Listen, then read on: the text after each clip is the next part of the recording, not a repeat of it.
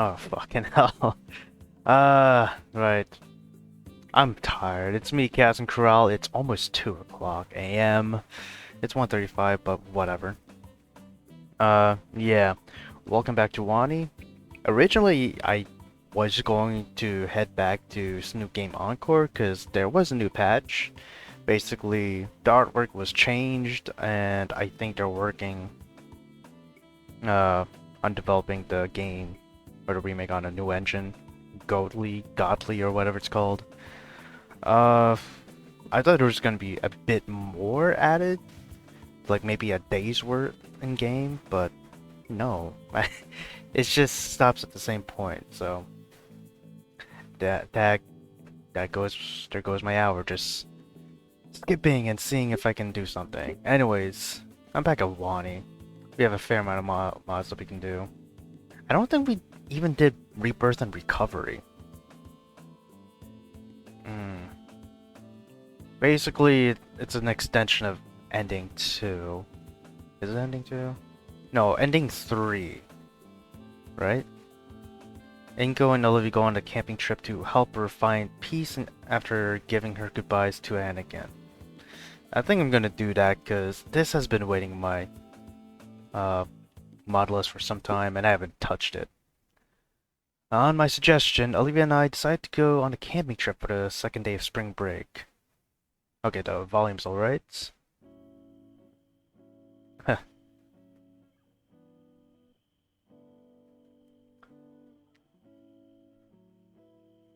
I don't remember if there was a camping day in Wani or in Snoots. I feel like it was Snoots. Maybe in day 3? Or maybe it was day 4. I don't remember. I had set up a tent with some difficulty while Olivia lit a fire in the pit of the campsite we had reserved.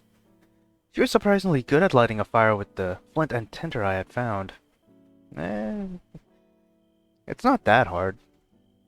Setting up a tent, it shouldn't be that hard either. Maybe actually putting it together though. Or at least trying to put shit in the ground. Then again, it shouldn't have surprised me at all that she would manage it with relative ease. It seemed there was almost nothing she couldn't do with her hands. Whether it was sketching, drawing comics, origami, or, especially, painting, her hands seemed to work with miraculous dexterity. Once I had erected our shelter and she had a pleasant fire going, she went into our tent, telling me that she had a surprise for me. No peeking, she said with that look. So I contented myself with gazing up at the stars, twinkling clearly without any light pollution to obscure them. That's the best kind of camping night. I'd have to remember to get some good photographs for her so she could draw them on her tablet. I have been bankrupted from the fact that I haven't seen any Wani material in some time. I forgot that Inko here is a photographer. At least an aspiring one. And the thought calls to mind a memory that was bittersweet, yet felt more bitter with the passing of time. It was the memory of our mad last-minute dash to the winter formal so she could pay her final respects to our mentor Anakin. Yeah, that's ending 3. Why don't you pick that Chinese dress or something? I think that's what that image at the beginning, like the mod, cover image, I guess you can call it, alludes to. We're gonna make it, we're gonna make it, we're gonna make it. I had chanted to myself, my heart hammering, and I was so certain that we would. It would be like something out of a movie where we would narrowly beat the clock so she could give her triumphant speech, then live happily ever after. Cue dramatic silence from her captive audience, and thunderous applause.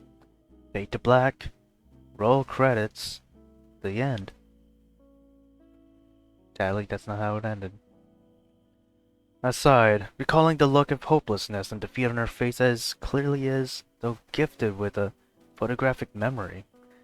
I had been crushed by our mutual failure, and God only knew how she herself had felt. And then we went home. gazed at the stars, just like I was doing now. For a moment, time seemed non-existent. I was there again, holding her close. I was here now, gazing at the stars. Same stars. Same as they had been in a relative way. The anguish I had felt for her then was the same as now. And then, I can't look up anymore. I don't know if you can hear the music, so I'm just gonna put that up. Okay, you can turn around. That dress! Oh yeah, ending 3. I forgot why she picked the Chinese dress, but man, if she had like some hairdo, I don't know, just some Chinese inspired hairdo that goes along with the sprite, I think that'll be cool. That dress. Well, how do I look? You still look beautiful in it. She stammers out a reply. Really? Yes. I always thought you looked beautiful in it. You just wore it only once. That one time. I was worried you didn't like it. Minko, you bought this for me. You said it was an early Christmas present. I've always liked this dress. I forgot it was also near Christmas. Oh, back to default. I just didn't like the memory associated with it. Sad but true. But that's why I want to wear it now. Because I want to create new memories to go with it. I don't want it to hang in our closet like some specter of the past. It deserves to be worn. I mean, I know it's not exactly camping attire. No, it doesn't matter. You can wear whatever you want. It's as good a reason as any. She sighs, content with my approval. Thanks. I seat myself next to her on the bench. That's what I want this week to be about. Making new happy memories before I get to work on getting my life back on track, starting next week. That sounds like a plan. First, I want to get my GED so I can stop feeling like some hikikomori neat. Did she actually flunk high school? I thought she was just in her bed most of the time, or at least in her room. Until graduation? Nah. Wow. Truly has been a year. I'll help you study for it. You don't mind? Not at all. It'll just be like old times. Studying together, then playing video games, or watching anime afterwards. Now that I think about it, I think it's... Nah, let me just do something real quick. Yeah, I just have to make sure. We're like 1 year off from my initial Wani Let's Play. Just in like 5 days time. It would be the anniversary of this video, when I played the Y mod. I just thought it was funny. I don't know if I played a Snoop game thing today. I don't think I did. There's a lot of Snoop here. March 12th. Oh, hey. Then basically yesterday is the start of when I first played Snoop game on this channel. We come a long way. Alright, back to this shit. Don't talk about video games, man, to me. I've already indulged in that enough. It doesn't hurt to talk about it, though. Okay, but remember, it's fine to unwind once in a while so you don't burn out. Fair enough. And then when I got my GED, I went to work on that painting. That painting.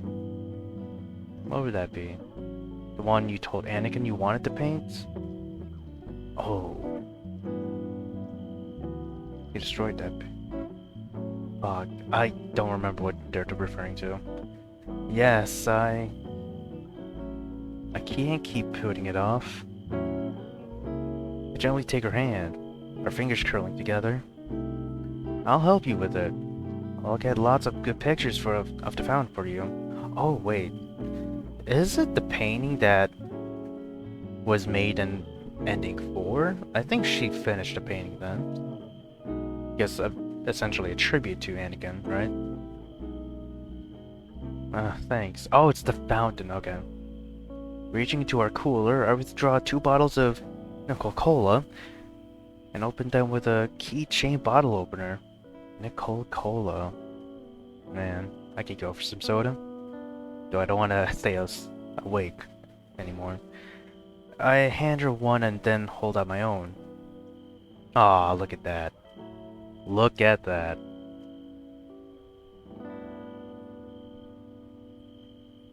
Not the best of drawings, but it is still charming. Hell yeah. To new beginnings. She clinks her bottle against mine. To new beginnings. Oh, and it's back to the dress. That's not... The consistency is wild. But I guess that's what happens if you have a shit ton of mods here. We enjoyed our soda in silence for a moment, then set to work making s'mores. We pierced our marshmallows with 2 sticks I had found earlier and hold them next to the fire. My own marshmallow goes up in flames like the Stay Puft Marshmallow Man after crossing the streams. Man, what Ghostbusters was that? The first one? No, I think it was the second. I think it was the second, actually. That was with the demon, too, right? I bring the flaming morsel close enough so I can blow it out, then look with dismay at the charred glue. No salvaging that. I wipe the mess off with a paper towel, and put another marshmallow on my stick, making sure not to hold it too close this time. Once it's partially toasted, I smear gooey, sugary mess onto my graham cracker. I sandwich it with a square of fancy European chocolate, ooh, and another cracker, and take a bite. The taste brings back a flood of memories that causes me to break into a song. Hello, Buddha. Hello, Father. Here I am at Camp Granada. Camp is very entertaining. What song is this referring to? And they say we'll have some fun if it stops raining. The fuck are you singing? It's Camp Granada. You've never heard it before? Nope, can't say I have. My dad taught it to me when we went camping once. He and I and Mom. Oh yeah? Did you go camping a lot with your folks? No, it was just that one time.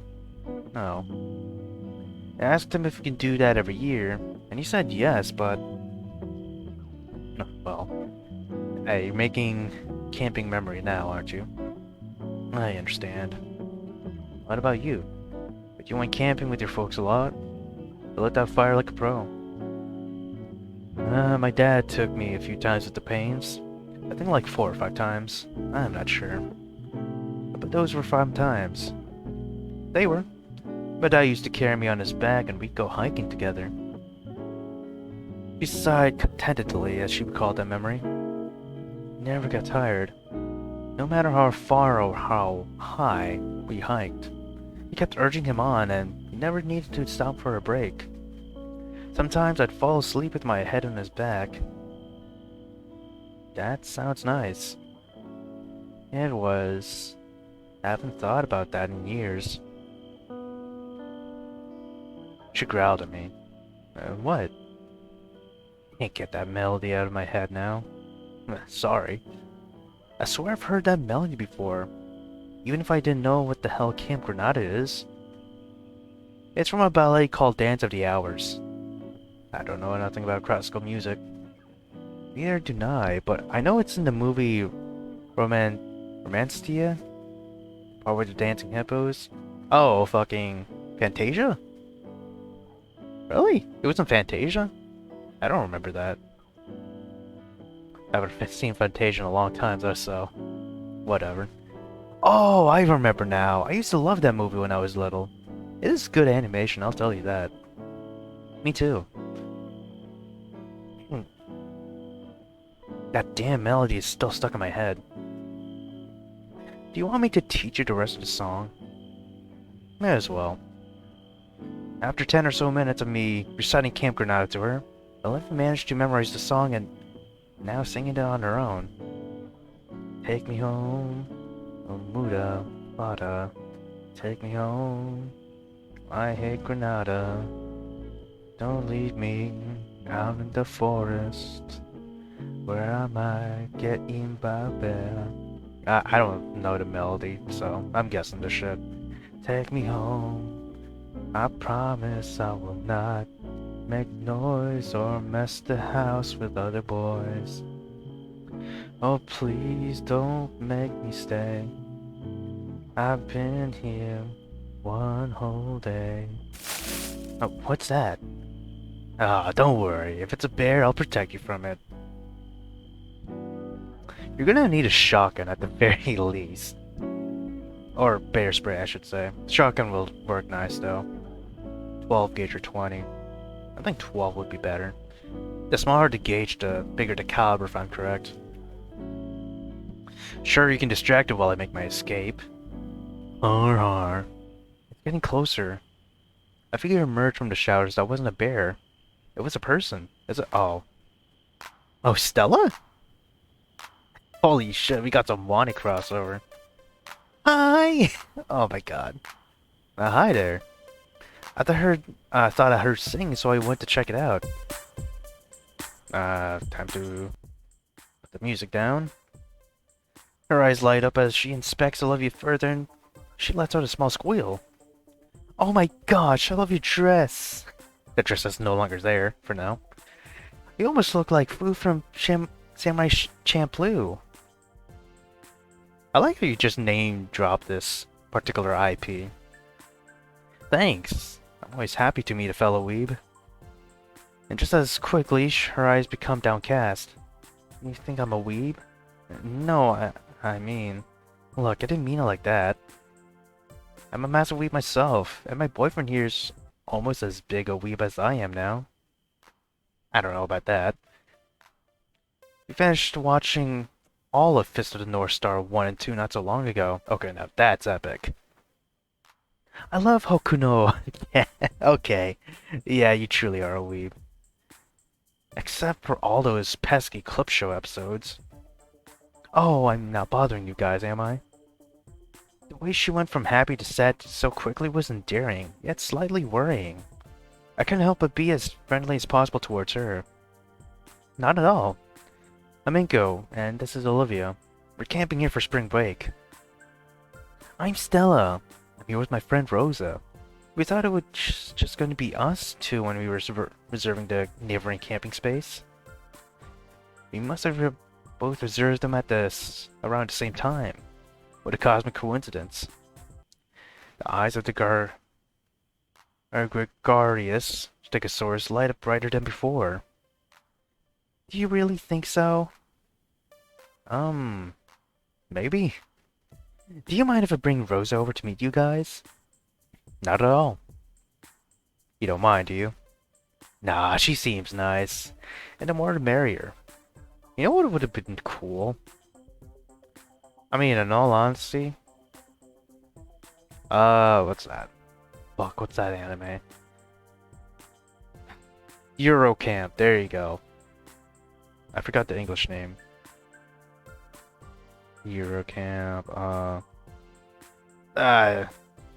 girls camping? Fuck, I don't remember. But yeah, you could use the music from that series. At least when Stella's around. She seems nice. And the more the merrier. Huh. I feel bad we didn't invite Damon and Liz to join us. Assuming they could have made it. Actually, do you remember when I told you I didn't part with the pains on the best of forms? Yeah. But you got along well with them yesterday during brunch. I remember Sophia was happy to see us both and made us waffles. Rainy had seemed a little subdued, but Vinny must have grown a full foot taller, had leapt into Olivia's lap and hugged her fiercely. Damon hadn't been there though. I'm ashamed to admit it. But I might have said something nasty to Damon about Liz before I left last year. You silly, silly girl. Wow. At least it is not ending too. I couldn't hide the disappointment in my voice. Oh, Olivia. I thought you two were getting along ever since that day at the restaurant. We were. And I'm grateful to you for telling us both off. But I guess I still feel insecure that she's running laps around me while I'm still struggling to get out of first gear. Damn. I take her hand and give it a gentle squeeze. I'll help you with that. That's what this week's all about. Thanks. The Abby Stag returned with a Latina Qualips in tow. Ooh, talking about the Latina Qualips. I guess I'll save here because I do want to sleep. Where the fuck can I save though?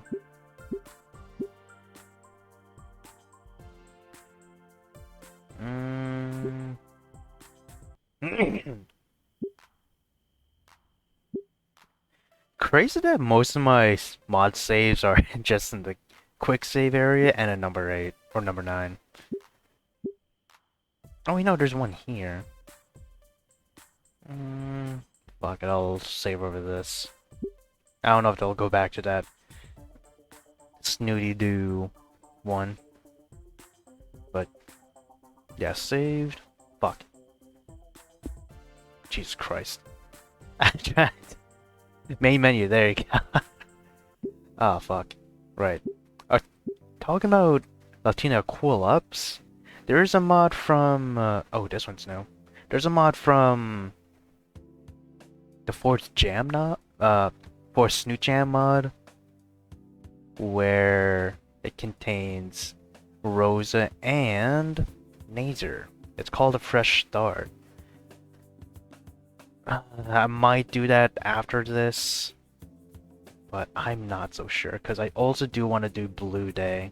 Blue Day is, from what I've scanned so far, it is seeming pretty nice. A bit like Silent Hill-ish to me, in the form of a psychological visual novel horror thing. But yeah. I'm gonna have to sleep for real. I'm 2 minutes off of 2 o'clock a.m. Oh wait. Yeah, there you go. You can see it. 1 minute now. So, I'll meet y'all in the next clip.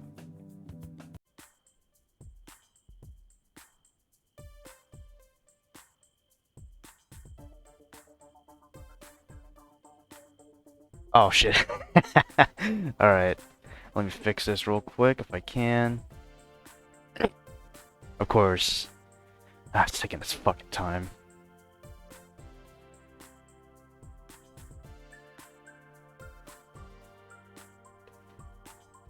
There you go. But, oh, it's not recording. I mean, it's recording, but it's not live.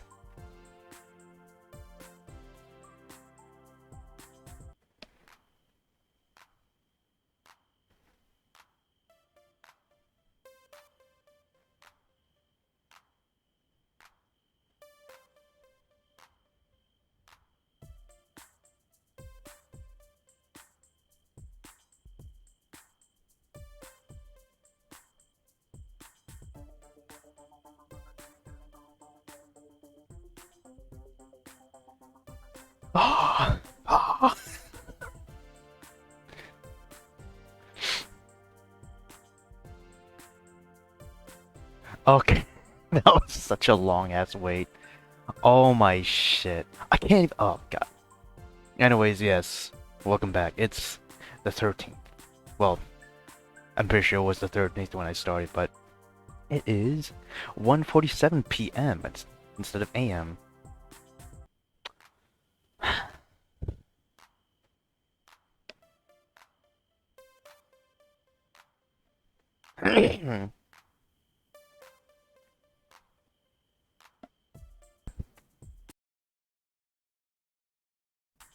Oh my god, I don't even know what the fuck is happening.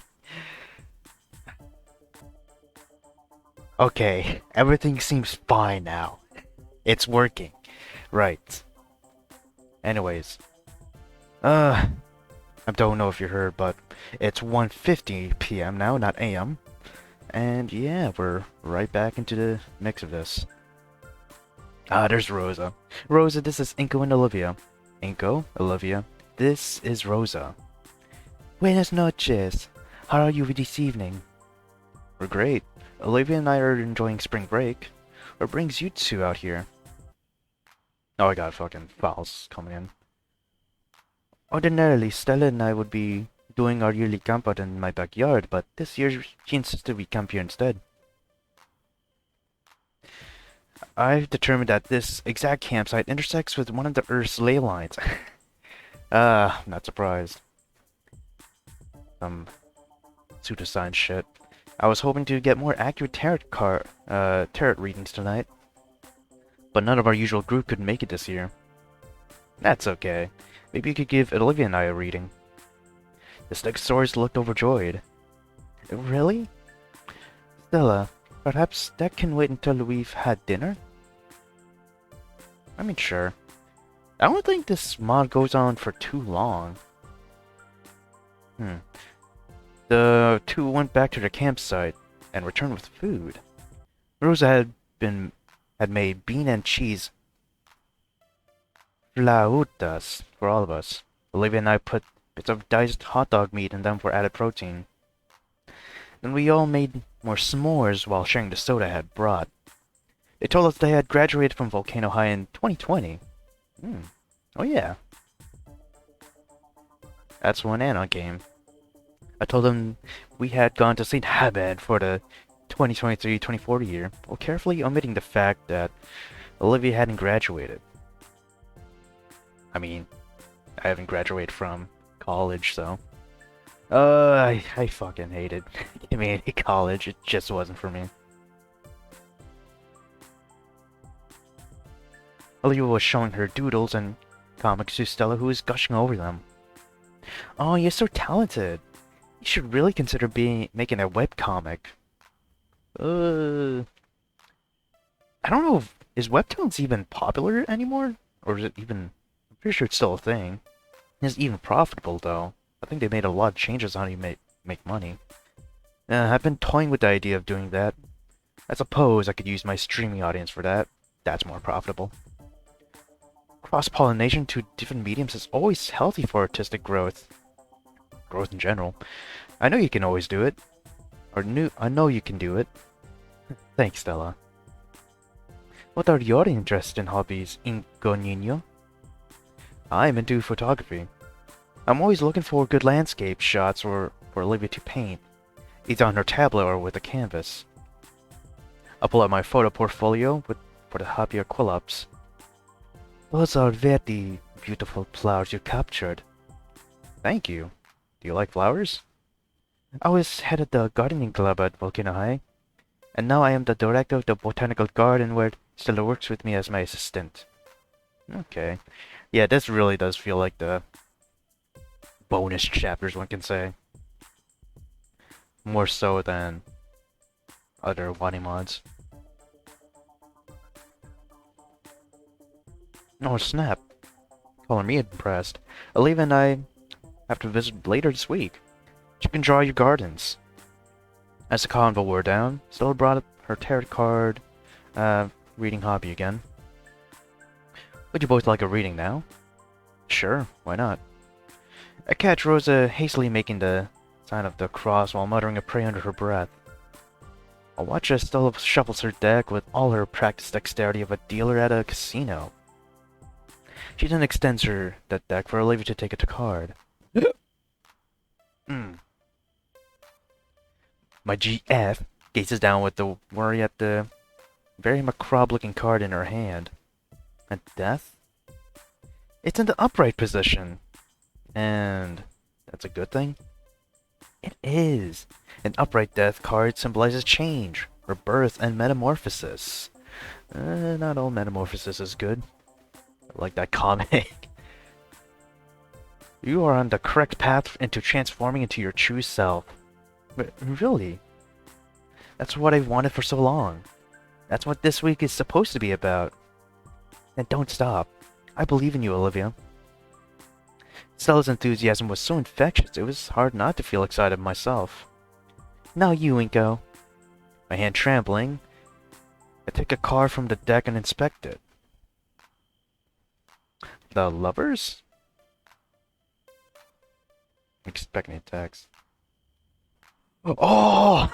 Life is good. Life is so good. Hold on, I just gotta make a text.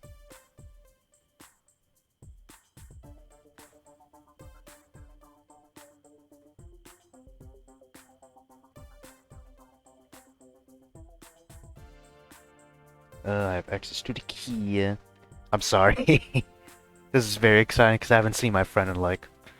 Oh god, it's literally since MegaCon, the last day of MegaCon. And that was also when the Super Bowl happened too.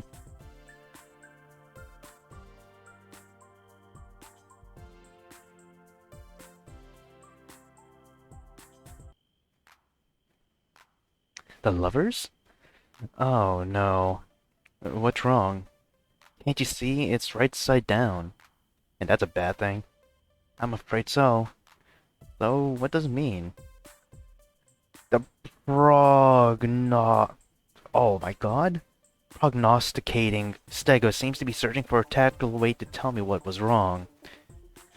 Typically, an upside-down lovers signifies disharmony in one's romantic relationship, or even irresponsibility. I see. But that doesn't necessarily have to be the case. As long as you are made aware of the coming problem, you can still sidestep it. So it's not a problem I have now, but something I could have. Maybe. My mind began to race backwards in time to when I first met Olivia, then went on fast forward to the present. But could I have done something wrong in the past? Or could I have done something wrong in the past? I guess cheer Olivia up more? I don't remember the crucial difference that makes Olivia go down to ending 3 route and the ending 4 route. I don't remember. I guess maybe be even more inspired by the environment of the dates, too? I don't remember which ending it was, but I know we went to the Volcador Bluffs itself. I know the arcade was, I guess, not really a date. Damn. Yeah, I don't remember the date locations when we were firmly on the route. No, surely not. I had always been there to support and protect her. How often had she depended on me to care for her and help her through conflict? That was all I wanted. How could that lead to imbalance in the future? Noticing my expression, Olivia's gaze softened. Relax, Inko. If there's anything wrong, believe me, you'll be the first to know. As long as we're communicating, right? Oh, yeah. Yarichu. The four of us hung out some more, chattering to each other, and for a time it felt like high school again. Then Stella and Rosa bid us goodnight and returned to their own campsite.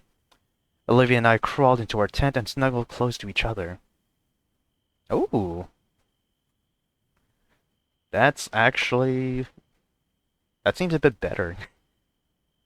I mean, it's still the same style, but it just feels like there's a bit more quality.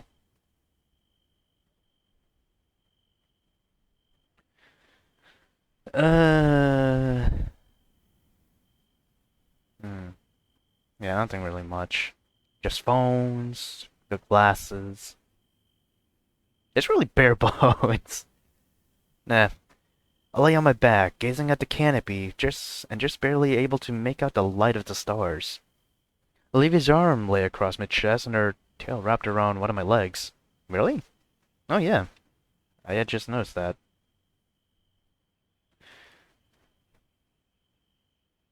Hey. Hmm? You're staring at nothing. Oh, I guess I was lost in thought. You haven't blinked for a few minutes now.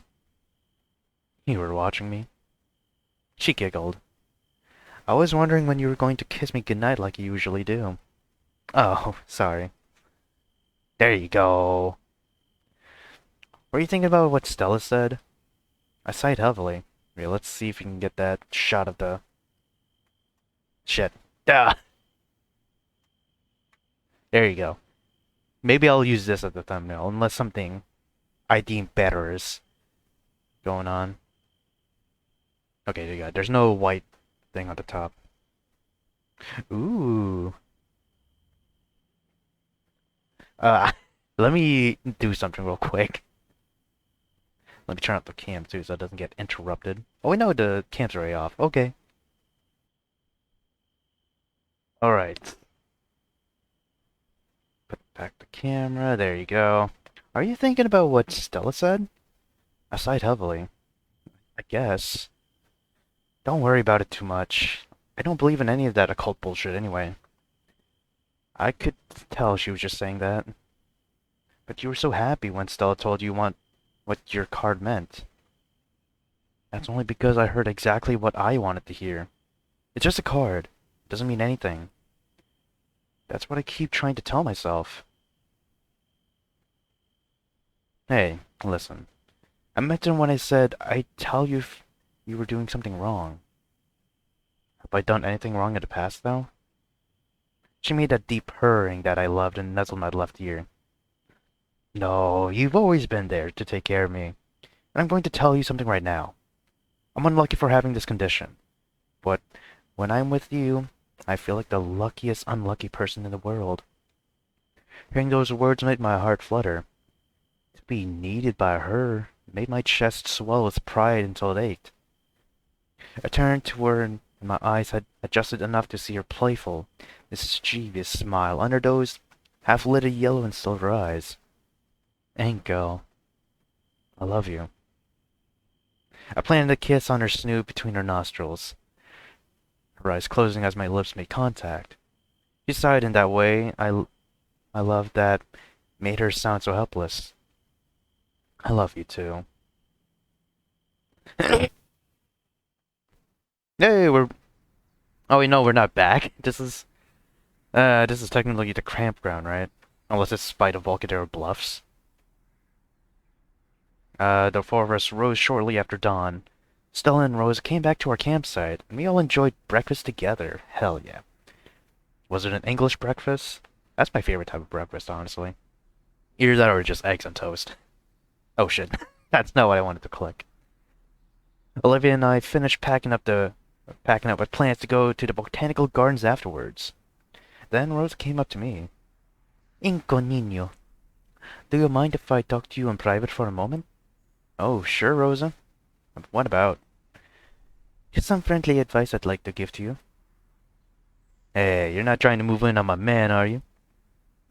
Aquilips laughs heartily. Not at all, Olivia Nina. I would never do such a thing. Besides, I already have someone else. Watch your bean dazer. What's up? I wanted to talk to you about Stella's prediction last night. Oh, that. Listen, no offense, but I don't believe in any of that stuff. And ordinarily, I would tell you that you are wise for not putting any faith into the black arts. But in Stella's case, I would make an exception. Oh, really?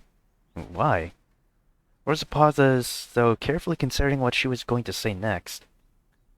Understand. I have known Stella for years, and she is like a sister to me. And though I have always tried to gently discourage her fascination with the occult, and to turn her gaze into a more righteous cause, she held up her rosary. I have often been forced to recognize the astonishing accuracy of her predictions. I see. So you think she's right about me? Of that, I do not know for certain. The Lord works in mysterious ways. And any more I have come to believe He is working through her in order to give guidance to those who need it most. And believe me, Inko, I do not say that lightly.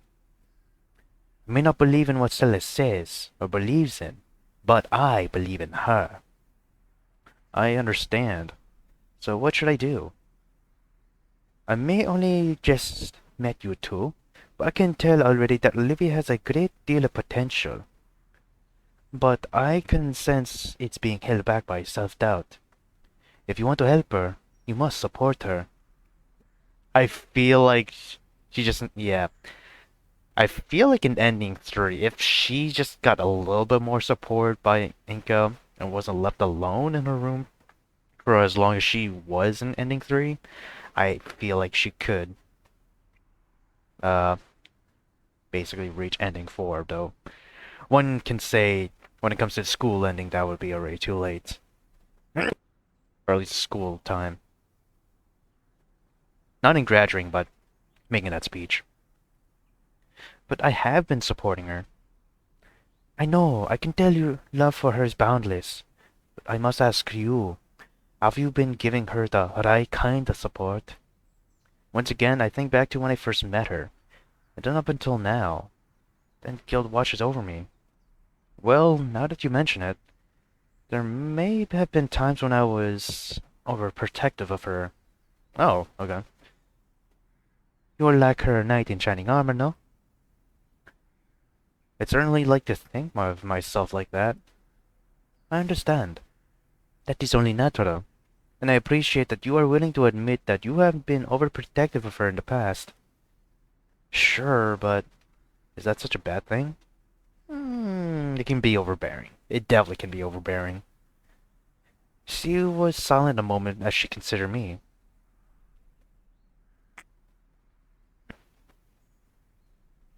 Listen to me. The support we want to give our loved ones is not always the support that they need. If you truly want to support Olivia, then you mustn't be afraid to see her get hurt. I know, but she's been hurt so much already. That Kolab sighed. Well, if I wasn't worried before, then I definitely am now. I was starting to feel like I was being scolded. Sorry, Rosa. I understand what you mean. I just don't know how to support her without supporting her too much. Just be there for her. Be her shoulder to cry on, but do not be her crutch. Her final words catch me off guard, and suddenly I'm there with Olivia in the rain again, listening to her beg and plead for me to not make her take responsibility for what she had done. I forgot, that was very pivotal. Back in the rain. If you don't have her take charge of what she's done, I think you're hardlocked to, at best, ending 3. Now, it's kind of like the moment in Snook Game where if you don't let Fang air out her grievances, then you are hard locked out of ending 4. And the best you can get is ending 3. And I have come very, very close to saying roughly the same thing. To stop using her excuses as a crutch. Instead, I told her comforting words, and that I would always be her friend. Rosa, I understand. And now I feel like it's my fault she didn't reach her full potential. Don't, Inko. It was as much her choice then as it was yours. Whatever it is you are thinking of, you mustn't allow yourself to think of her as being solely your responsibility. She made her choices as well. She's a big girl. She can take care of herself. But only if you have faith in her. Thank you, Rosa. I think I get it now. Godspeed. The Latina dinosaur has spoken. Any water.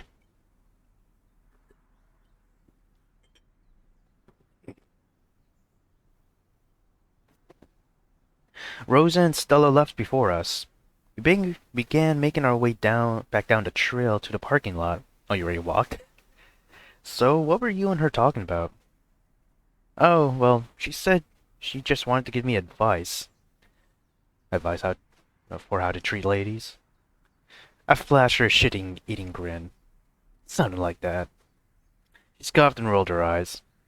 But I could tell she was giddy with self-consciousness. And as we walked back in companionable silence, I thought back to those times I had shielded her, and wondered how much differently things would have had turned out if I hadn't. No, The time for regrets was over. It was now time to embrace our future. I only hoped I could give Olivia the right help this time.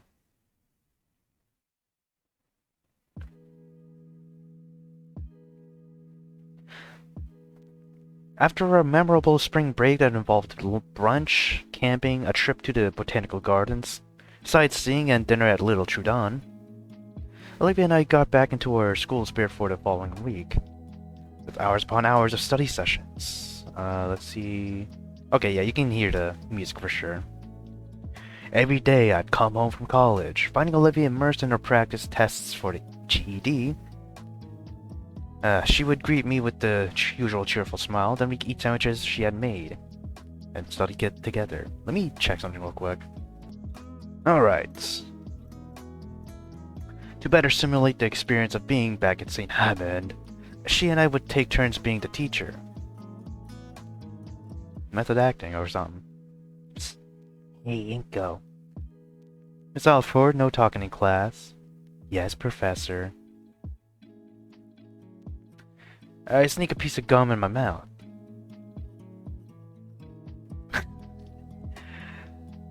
Mr. Nito, that better not be gum. Spit it out. She held out her hand and I obediently spit the water into her palm.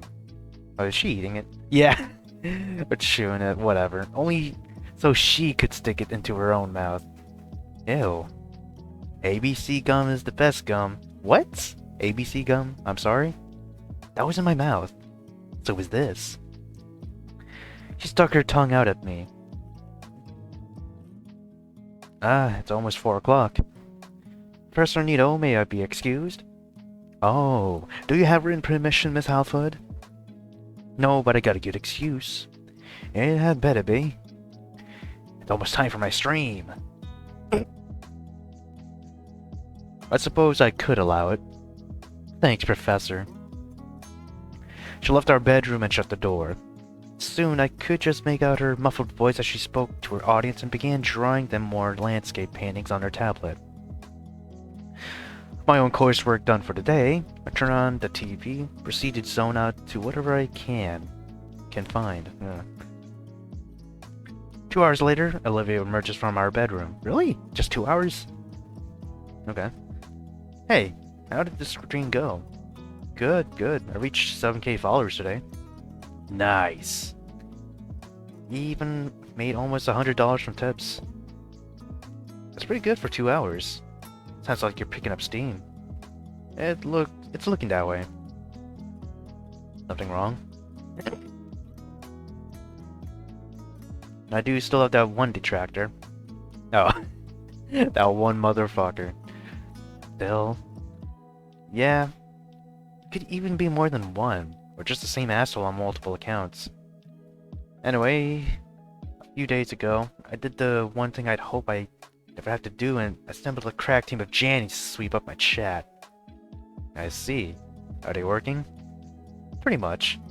Stream chat is pleasant like 99% of the time, but when it's not, they're pretty good about clamping down on it.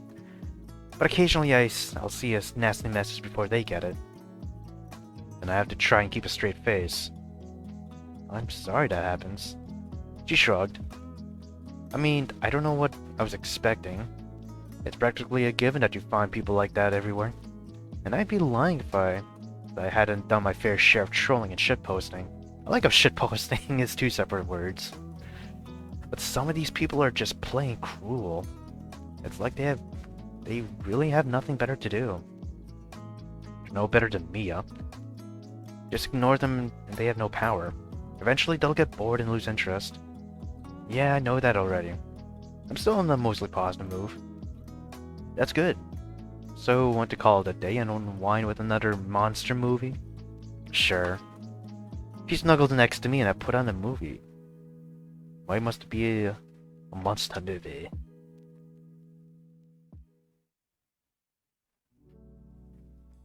Oh, dynamos.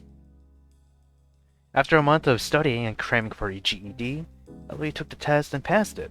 To celebrate, I treated her to dynamos. I guess Inko is kind of taking the step in the right direction by taking Rose's advice. He was there. He wasn't totally the crutch. When it came to that streaming thing, the streaming topic. I was working on my lasagna bolognese while Olivia was enjoying her pizza piled high with anchovies. Ew. Fuck anchovies, I hate that. She finishes the final slice with a sigh of contentment. Ah, that's better. Thanks, I need that. You've earned it.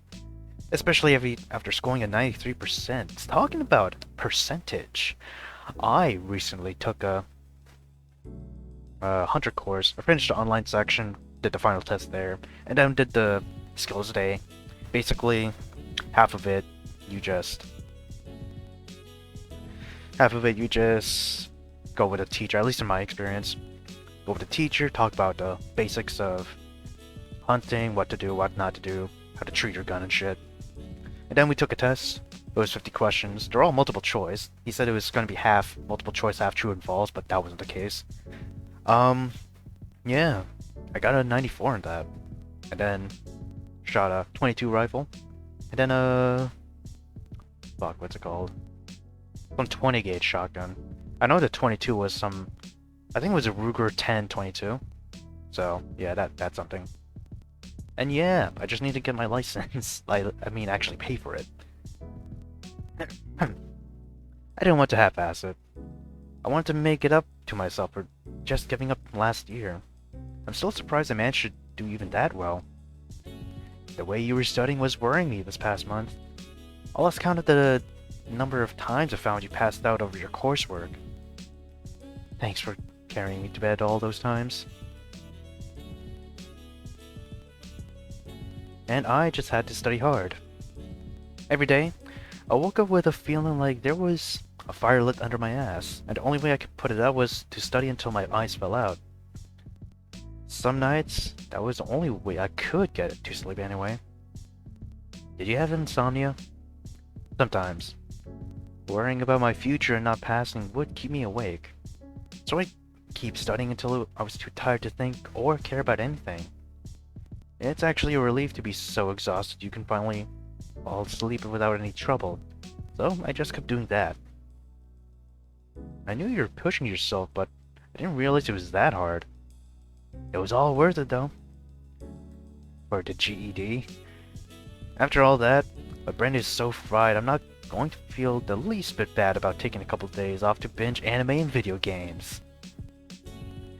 Take as much time for rest and relaxation as you need. No reason to burn yourself out. Sure, but I don't want to take too much time. I still need to keep my promise and make that painting. And also keep up with streaming. How's that been going, by the way? Better.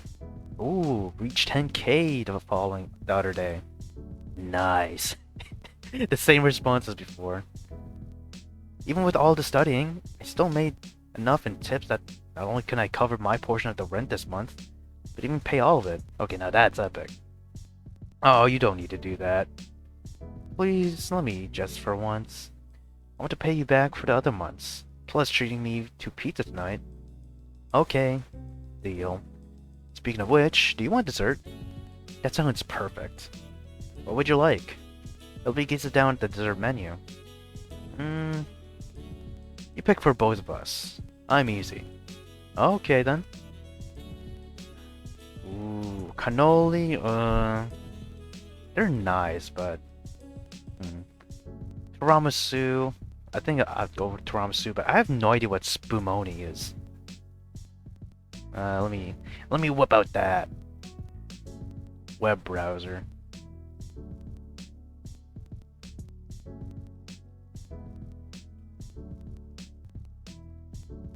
Is that how it's called? Spumoni? Spumoni, yeah. Right.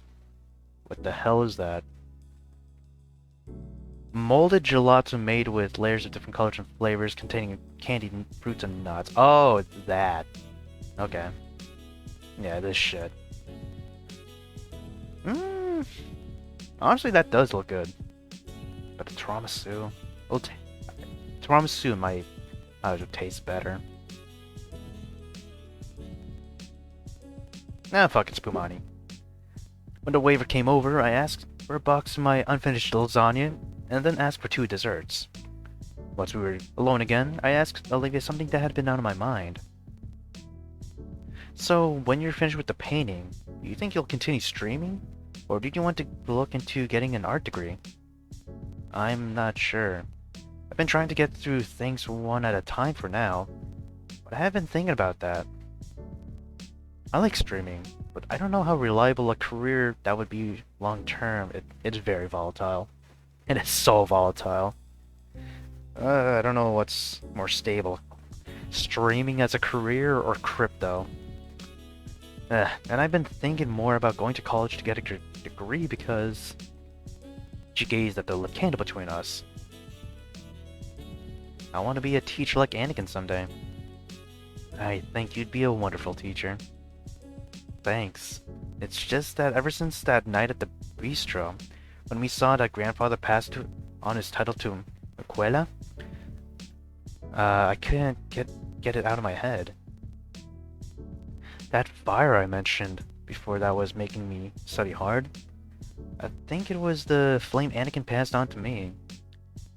If I could be to others what he was to me, and find someone I could pass that flame on to, that... She cheered up a little. I'd feel whole if I could do that. I mean, you have momentum. You just recently got your GED. Since you want to go to college, I'd say go for it. Because once that flame dies out, it kind of be hard to care. And with that, unless that flame is going to be turning it to, I want to make better money. But even that, that's not going to be the same fire as trying to get into a better position, I guess. I nodded solemnly. The only thing stopping me from doing that right now is money for schooling. I'm afraid I may have blown whatever chances I had at a scholarship by dropping out and getting my GED. Oh yeah. I know how that is. Just getting my own scholarship was a pain. It's like some of these committees won't even consider you unless you're some straight-A valedictorian with a bunch of extracurricular stuff to your name. Padding out your resume. Kinda like someone we know. Both chuckle a little, then Olivia looks guilty. No, I shouldn't be thinking that. Liz is a good person, and a good friend. I have no right to be bitter at her. Oh, I didn't think you were talking out of bitterness. I was, and it's not fair. Especially when I thought once that she could help me sell my art one day. Maybe rekindle that bridge? Hopefully it's not fully on fire. Like a light bulb flickering on, Olivia gives me an idea. Maybe Liz could help Olivia sell some of her art now. I still kept in touch with Liz through messaging, and I knew she was interning at the art museum while in school. She even mentioned something about already learning the ins and outs of the business. But would she be willing to help? Who knows? Olivia was so full from her meal that she needed me to push her back to our apartment once out of the car. She was half asleep in her wheelchair once we were inside. That's nice. Carry her to bed to slumber in her food coma, then go back to the living room. Sitting down on the couch, I pulled up my phone and began texting Liz. She and I catch up for a good half hour, exchange stories and updates, then I ask her if we can meet at the restaurant we went to last year so I can ask her a favor. Not the needle restaurant thing. When I meet at the restaurant, I would like to talk to you about Olivia. I want to help her with something. Sure thing. What did you need help with? Can you help her sell some of her art, maybe? I might. Meet me at noon and we can talk about it there. I was a little worried she wouldn't want to come, so it came as a relief when she told me to meet her. With that, I settle in and watch some TV before feeling tired enough to crawl into bed myself. Oh, she's still at the same, thing. Uniform, or attire, I should say. That fucking... Well, no, I think that's my mom trying to... search for a towel for my dog. Taking a bath. True to her word, Liz was there. It was just 7 minutes to noon when I got there and found her already seated. Even as I walk over, I seat myself. Hey, long time no see. Right? School's keeping us busy all these days. Where's Olivia? Oh, I thought you and I could talk this over? Liz scrutinized me the way our former teacher at the same Hammond would have. Said Hammond. But, didn't you want me to help sell some of her art? I did. So then why can't she be here to talk to me about it? Oh, I didn't think she needed to be here. That was you just not thinking, buddy. Does she even know why you're here and why? I told her I was meeting you for lunch to talk about something important, and that's about it. And why did you think she didn't need to be here with you? Let alone know what we're talking about, which concerns her. The way Liz was talking to me now was reminding me of Rosa. It was sort of spur of the moment. And I thought she might be too afraid to talk to you. You're not really trusting her, buddy. Why? She told me that she still feels insecure about you, or around you. I see. An awkward silence hangs in the air. Though you didn't think she'd be comfortable asking me for help? I guess I wanted to surprise her, assuming you're able and willing to help. Of course I'm willing to help. Why wouldn't I? Did she really not know that Olivia had said something really nasty about her to Damien? It occurred to me that Damien must not have told her for both their sakes. And knowing this, I changed my vector. I thought Olivia might be too embarrassed to ask for help from you. Even though she did before, last year. Last year was different. Anakin had passed away, and she had just been broken this entire time. I thought she was just needing me to support her is all. Inko, there's supporting someone and then there's making decisions for them. Then it occurred to me that I was making a decision for her. That's the problem. A recurring one at that. What? How is this a recurring problem?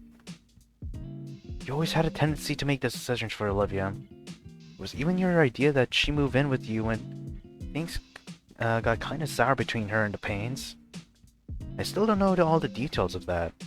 She had nowhere else to go. All she had told me at the time was that she needed a place to stay, so I just suggested she move in with me. I didn't even know things had soured between them until she told me recently. I see. Alright, I get where you're coming from. But if you hadn't been there, then she might have reconsidered what she was doing and made peace with them. I suppose. But who's to say she shouldn't have been able to move in with someone else if she wanted?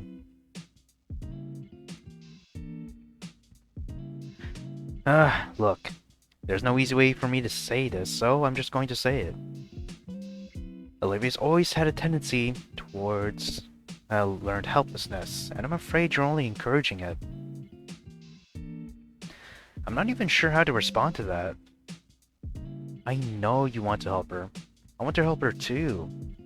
I don't even mind the idea she'd be using me anymore because I know that it's not often what you know, it's who you know. I've been doing everything to make connections to help with my future business, so I don't begrudge her wanting to use the connections she has either. I think we can benefit from each other and still be friends. But she should have been the one to come to me first, not you. I grow in frustration of myself. This can still help her. I mean, you make the connection, he makes the connection for her. Now it's going to be in her court if she wants to follow the plan that has fallen out. You're right. I should have run the idea by her first to ask you. I guess I was just afraid that she'd be too afraid to ask. Again, that's the problem. I know. I made the decision for her. Look, we don't need to belabor the point. Guess as long as you're aware of this problem. I want to help Olivia. You want to help Olivia? But we also need her to help herself. Right. She actually has been doing that. She's been on fire lately. I know. I was happy for her when you told me she got her GED and scored so high. I know she hadn't stopped painting, whether it's on a canvas or on her tablet. I've seen some of her art streams. You have? Yes, they're very relaxing. Her raspy voice sounds very sweet when she's just talking gently about what she's painting. It's like a Dino Bob Ross. Who? There's somebody who would paint on his TV show. It was like ASMR before ASMR, but I like seeing that side of Olivia.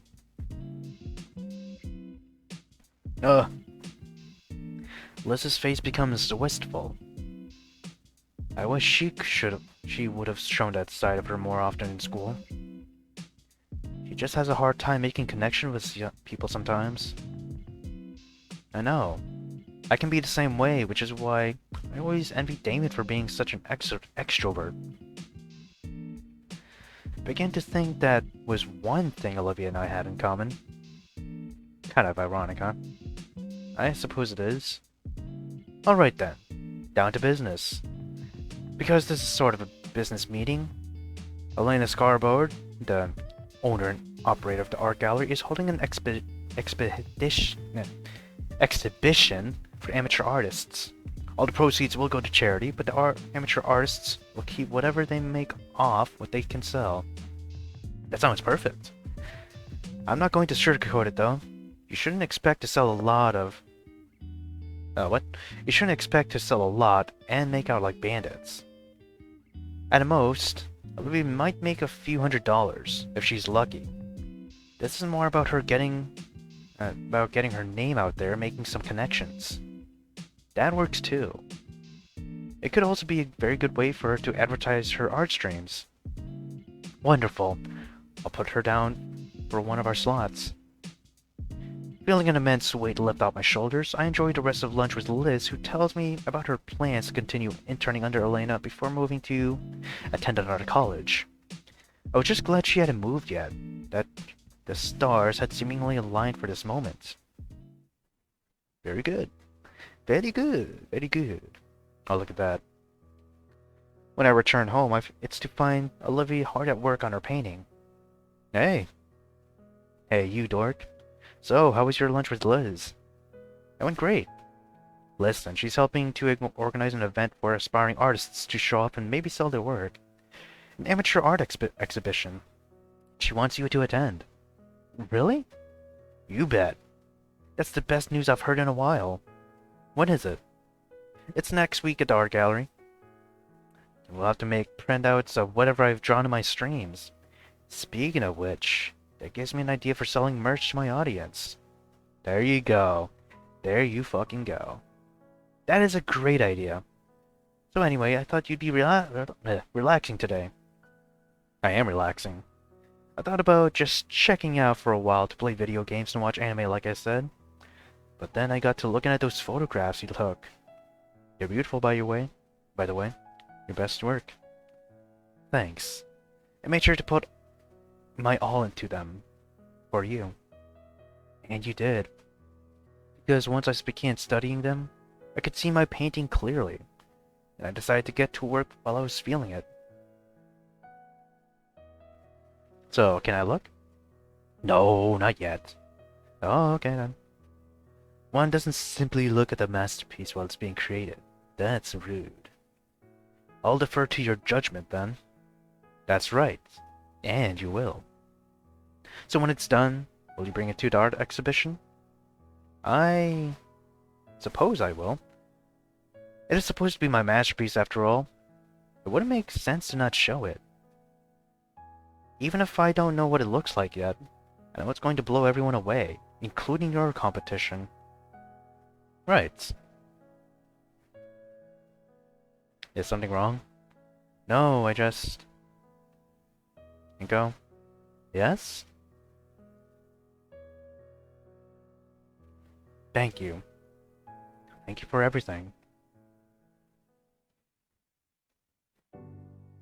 Oh, now it's our exhibition. I just feel like we're still retreading the ending 3 characters. Let me... Also, I just noticed this is actually pretty nice. The art is maybe not the best, but I like the architecture. Or at least the design of this room. I really like those AC units. It's just there. I mean, I guess it makes sense. Don't want it to be a hot room. I don't want the paint smell, you know?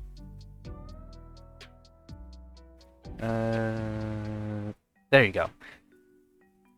The fated day arrived, and I was helping Olivia set up her artwork. Oh. Oh, she's in her dress. And you're spruced up. The space Liz has assigned us was in the corner of the room reserved for exhibitions. Around us were the collected works of other artists, most of whom were older than Olivia. Each person's art was segregated from each other into clusters with their creators in the middle of the displays. Olivia was in the epicenter of her own displays, with her painting of the pound displayed prominently behind her. We had worked out beforehand how much she wanted to change for each piece, or charge for each piece, and fixed price tags to them. But when it came to her masterpiece, she was reluctant to give it a price. I figured that if someone were to make her an offer, she could negotiate with them. How are you feeling? A little intimidated, to be honest. Why? Because this feels like a different league than St. Hamed. Not that there were other talented students there, but it seemed like none of them took their crafts as seriously as me. I don't know about that. Now I'm surrounded by other serious artists like myself, and I guess I got too used to feeling like a big fish in a small pond or something. It's humbling, but also scary. Don't be scared. They probably feel the same as you. You're probably right. Except for that guy over there. It looks serious. Olivia pointed to one artist who stood proud between his works, arms folded, a steely gaze on his face. I couldn't help but notice that he put a $1,000 price tag on his largest painting. He does, but you're easily on the same level. I don't feel that way now. Relax. Relax. You'll do just fine. Just believe in yourself. Olivia merely grunted. Do you mind if I leave you alone for a bit to mingle? Go ahead. I can take care of myself. I leaned forward to plant a chaste kiss on her cheek before leaving her. Oh my shit. Oh. No fucking way, dude. No way it's this nigga. Is this motherfucking. That is wild. I want to see his painting. Hey, Liz. Hey, Inko. Were you and Olivia able to get set up? We sure were. You've done a bang-up job organizing all this. Hey, yo, who this? Please don't tell me it's that artist that you were referring to. I just now notice a surly-looking Triceratops behind Liz. He's glowering at me. Riley, this is Inko. Inko, meet Riley. Hey, how's it going? Hey, how's it going? It's really that SpongeBob quote, dude. The new SpongeBob quote. The young Triceratops merely nods his head up towards me. What's up? Riley's a very talented urban artist. Man, I don't need you patronizing me with some talented urban artist bullshit. Just say what we already know. I'm from the hood, and you just doing charity work by sticking me here. Take a pit on a young trigger and shit. Oh my god. Real shit. I'll just say that. You have to forgive him if he comes off as a little abrasive. Shoddy, I ain't even begun to get a little abrasive up into the bitch. So what's with the homie? You an artist too? Well, actually I'm a photographer. but I'm here right now to support my girlfriend. No! Ew, Chuggy, you gay. Ew, Chuggy, you gay.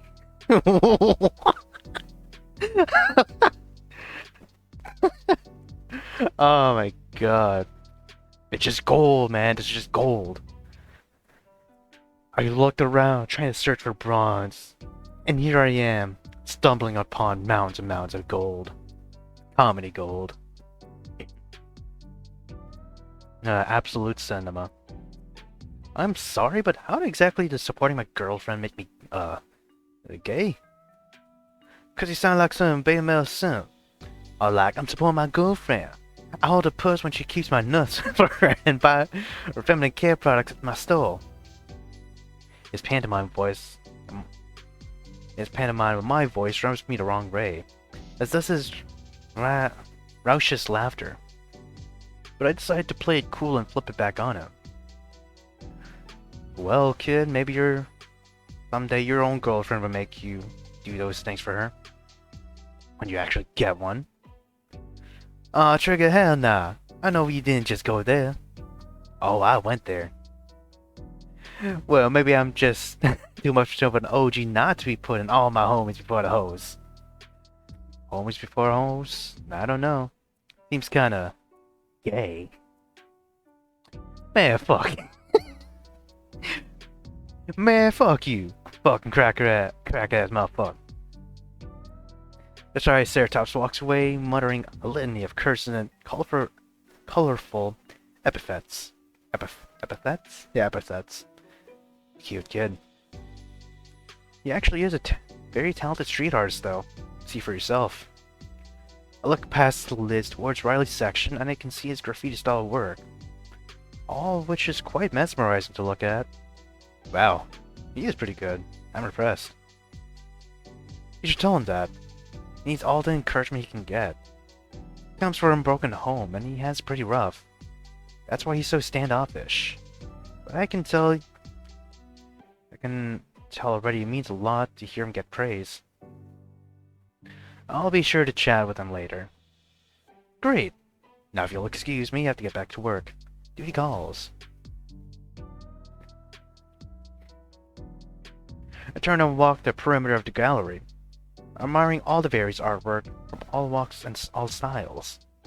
I'm even considering buying a few. Then I see a sight which makes my heart jump into my throat.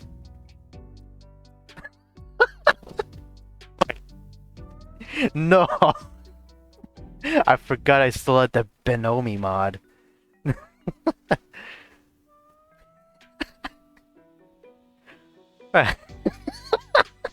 Holy shit, dude. Oh, fuck. Hello, Inko. I take a deep breath and return his greeting.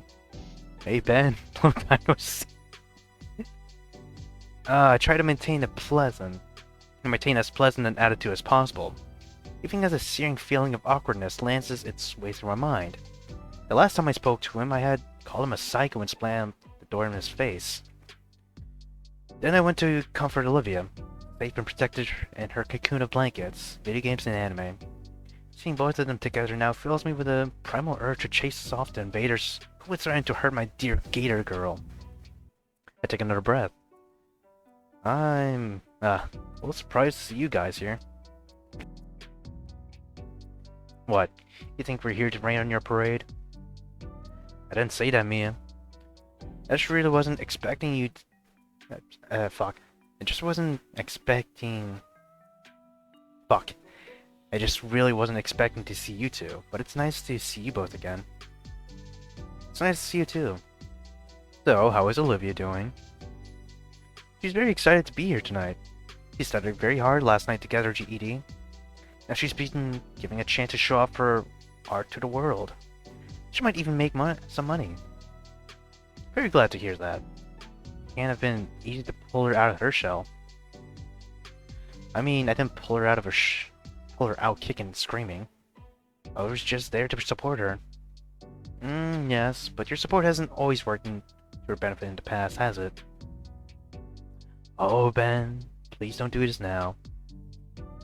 Not now. Who the fuck invited these two chuckle fucks anyway? Was it Liz? My mind races with language more colorful than anything Riley had said a moment ago. And I hate when I get like this. Feels so... not me. Yeah, you seem like a bald faggot. Yeah, you're just a bald faggot, let's just say that. I guess I must have done something right, because she's here now. She's so much better and happier than a year ago. Perhaps my advice about not giving her any more pity points must have finally gone through to you. Don't gauge. I close my eyes and shake my head. You know what, Ben? I'm not doing this with you right now. I could. Oh, okay, that sounds like a faggot move again. This still sounds like a faggot move, dude. You know, I could be the better guy, but I'm not. Or I could be the bad guy, but I'm not. Nigga, just say okay. But I won't, because this is Olivia's moment, and I'm not gonna risk ruining it for her. It was nice seeing you both again. Wait, I apologize for that. Why? Was there a lie in any of what you just said? Mia, not now. Hey Ben, just because I'm wearing this skirt right now doesn't mean I ain't still wearing the figurative pants in this relationship. I'm well aware of that, Mia. But Anko is right. This is Olivia's moment. Not just hers, but everyone here. For some of them, it may even be the one chance they get. Yet we have no right to march in here all high and mighty. Anko, I'm sorry for I've been in the past. I'm sorry for... Ben stops abruptly. I follow his gaze to the newcomer who appeared behind me. Oh, it's Olivia. Olivia, I'm sorry for how I treated you in the past. You worked hard and overcame a great deal to be here right now. I'm proud of you. Thank you, Ben. It means a lot to me. And it should. Because I realize now that Anakin himself would be very proud of you. Instead, you were always the crown jewel in his collection of students.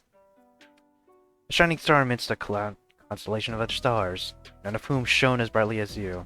I like how the expressions change.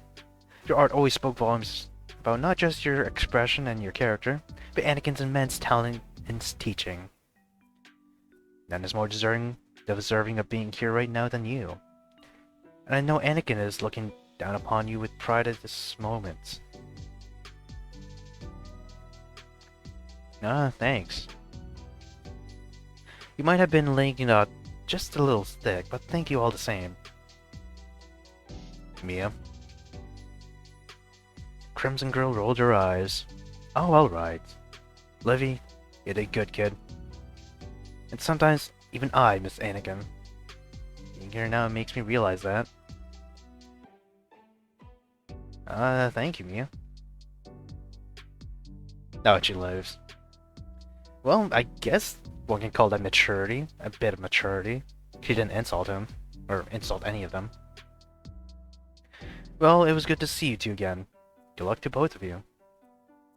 The femboy left. How sad. Inko? Yes? Thank you. For what? For... I don't know, just thanks. Later I find Riley next to his art displays.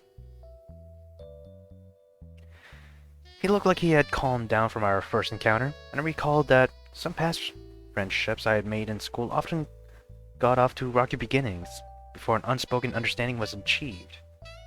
Hey again, Riley. What up, homie? These are all really good, by the way. Thanks, I guess.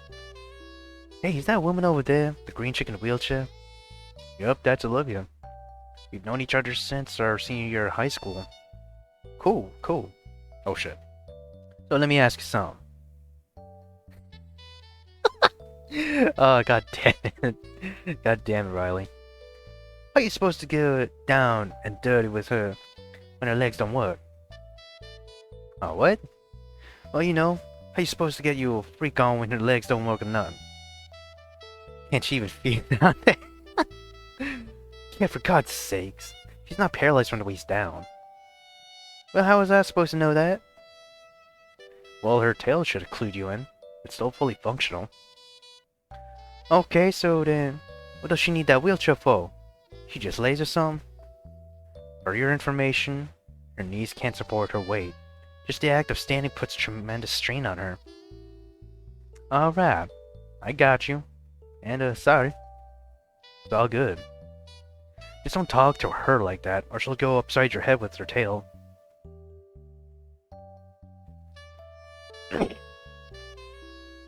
Okay then. Then let me ask you something else.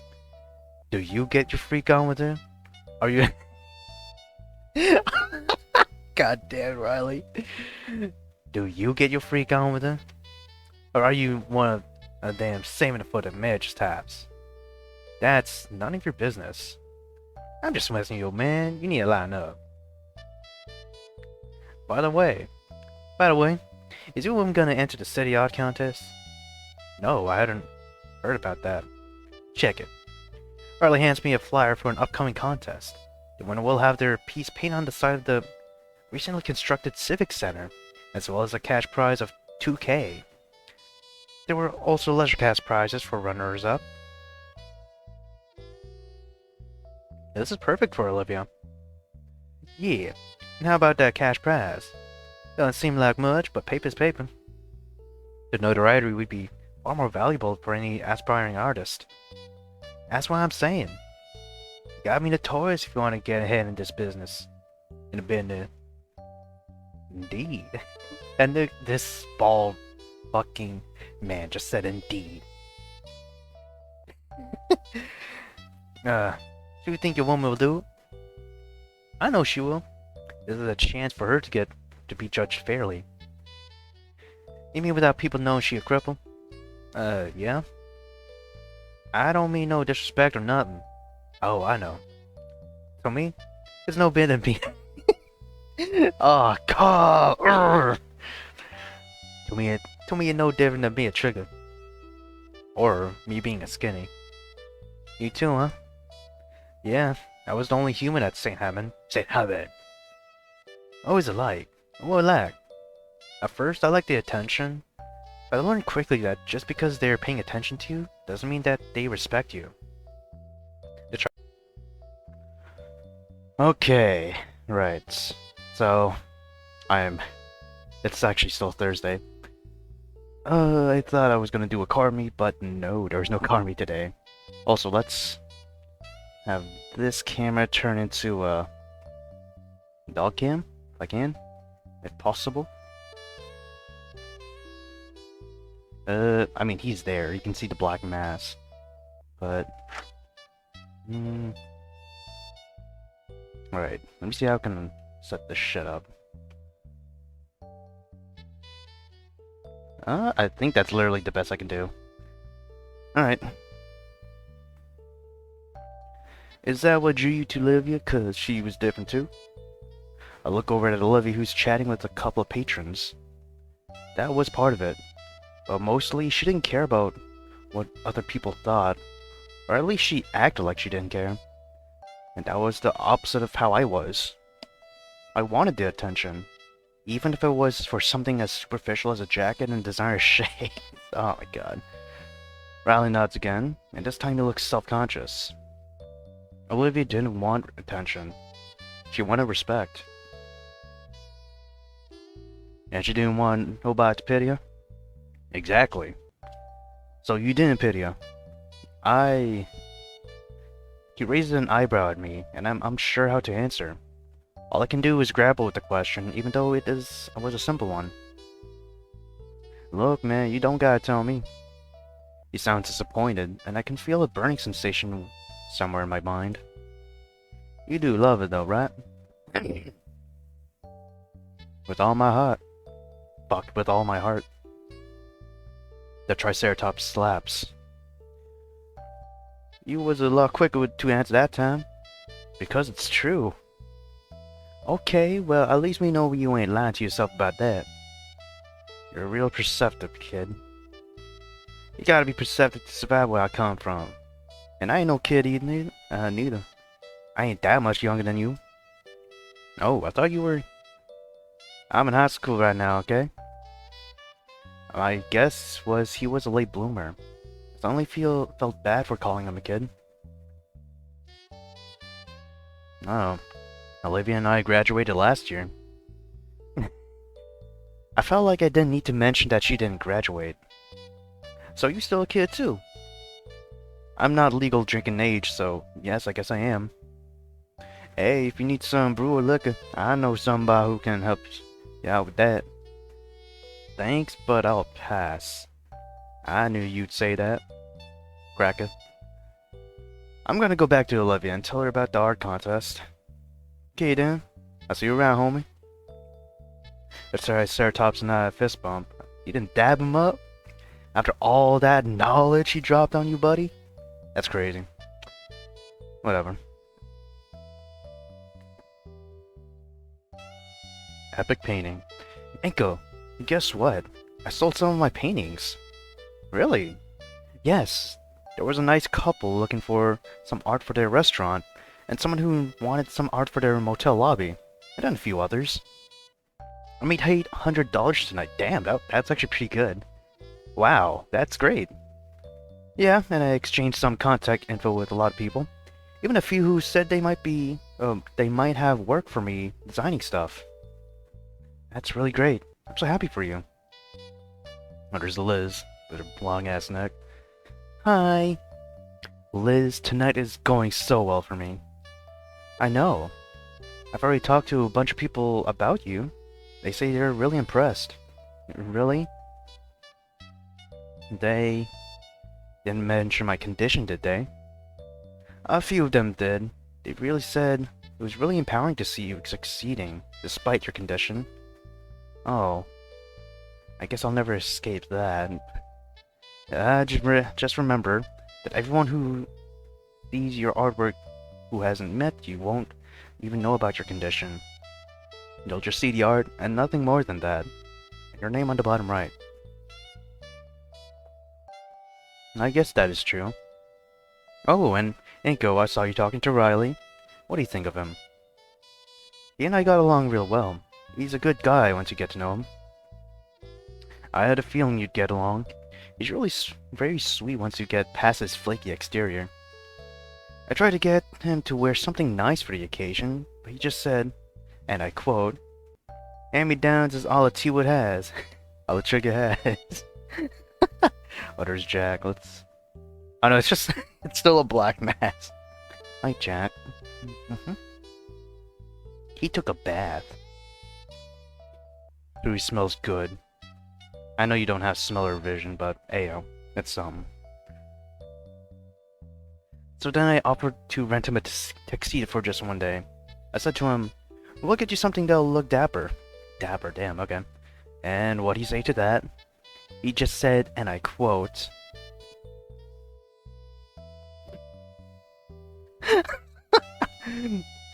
"Fuck you, I ain't wearing no dapper." We all laugh at the photonic miscommunication. Phonetic, whatever. Oh, speaking of which, Riley gave me this flyer for a citywide art contest. Really? An art contest? I handed Olivia... and being capitalized is crazy. I handed Olivia the flyer and she studies it intently. So what do you think? Are you up for it? I think I am. I've already got some ideas for my submission. That's great. I bet you'll win too. What's with that sudden commotion by the entrance? I'll check. Oh, he just moved her head. Oh my gosh! I don't believe it. What is it? Waylon McDuff just walked through the entrance. Waylon McDuff? Who the fuck is that? My eyes nearly bugged out of my skull. Seriously? Who's that? He's only the president and CEO of X5, one of the largest private investment firms in the country. My parents met him once. Of fucking course they did. So what's he doing here? I don't know, he wants some art for his damn office? Good question. What is he doing here? I guess you don't know that McDuff is also a collector of fine art. I've heard he has one of the largest collections in the country. Okay. So why is he here? Isn't it obvious? You gotta think, Olivia. Think for yourself. He's really here to buy art? Olivia, what are you so worried about all of a sudden? You don't even know who he was a moment ago. And now I know he's a powerful businessman, probably with a high standard for art. I think you're making too big a deal out of this. That's easy for you to say. You're not the one whose creations are on the line. You're acting as if it's gonna be destroyed, buddy. Also, what is that an ankle painting at the bottom? Okay. The Gator girl, looked down despairingly. All her previous enthusiasm drained from her. Come on, don't act like we don't have a stake in this too. We're your friends. Olivia started breathing heavily. What if he doesn't like my art? Relax. Compared to everyone else, he's just another customer. No more, no less. It's not like he'd go out of his way to hurt someone's reputation. In fact, I've heard he likes supporting small artists the most. Well, that's nice. Okay, I just wish he'd chosen any other time to come here. He came here now because he wants to support artists who are just starting out. You should feel lucky. Olivia only groaned in worry. We watched as Macduff made his way around the gallery, carefully inspecting each artist's body of work before engaging them in conversation. Each time, he purchased at least one piece from them, sometimes more. Whenever he purchased a piece, a gallery worker would put a stickered mark sold on the work in question. Liz began to show concern as Macduff approached Riley. Oh, please be on your best behavior, Riley. Don't mouth off to him or anything. The Triceratops didn't seem the least bit fazed by the businessman towering over him, and simply gave him the same defiant stare he gave everyone else. They chatted a bit, and Macduff even burst out laughing at one point. Then he bought 3 of Riley's works. Oh, yeah, my man knows fine art. My nigga. The two fist bump, and Macduff continues his circuit around the room. That went much better than I hoped. Oh shit, no. Macduff then goes up to the series artists who put a $1,000 price tag on the centerpiece. The two have a lengthy exchange and Macduff looks impressed. Then he buys the painting. Whoa. The son of a bitch actually sold it. Inko! I didn't mean any disrespect by it. I'm just impressed. Still. By the way, Olivia, I noticed you didn't put a price tag on your painting of the fountain. The fated moment arrives, and Macduff approaches us. Only now do I notice that the cane he was using was to help him with a limp. Oh my shit. And which of... fuck. Damn, what actress should I give him? Which of you two young ladies is Olivia Halford? That would be this young lady right here. Hi. Macduff chuckled. It's a pleasure to make your acquaintance.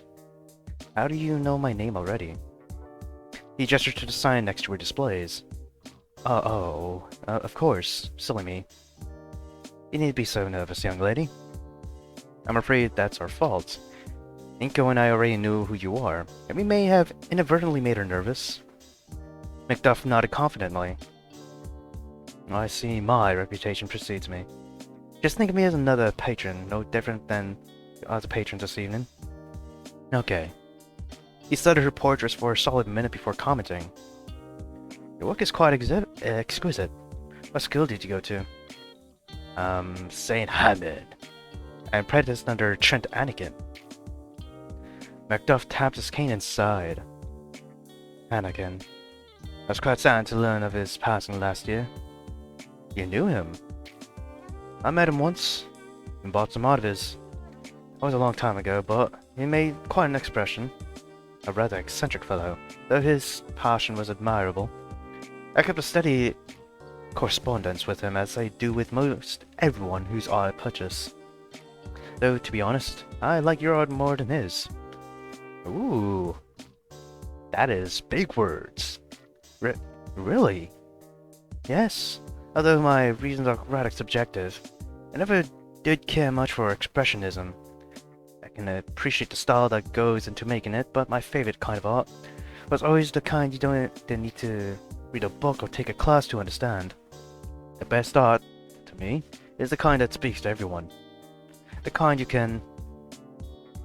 Trails off as he stares at Olivia's portrait at the fountain. Leaves yourself in. Thank you.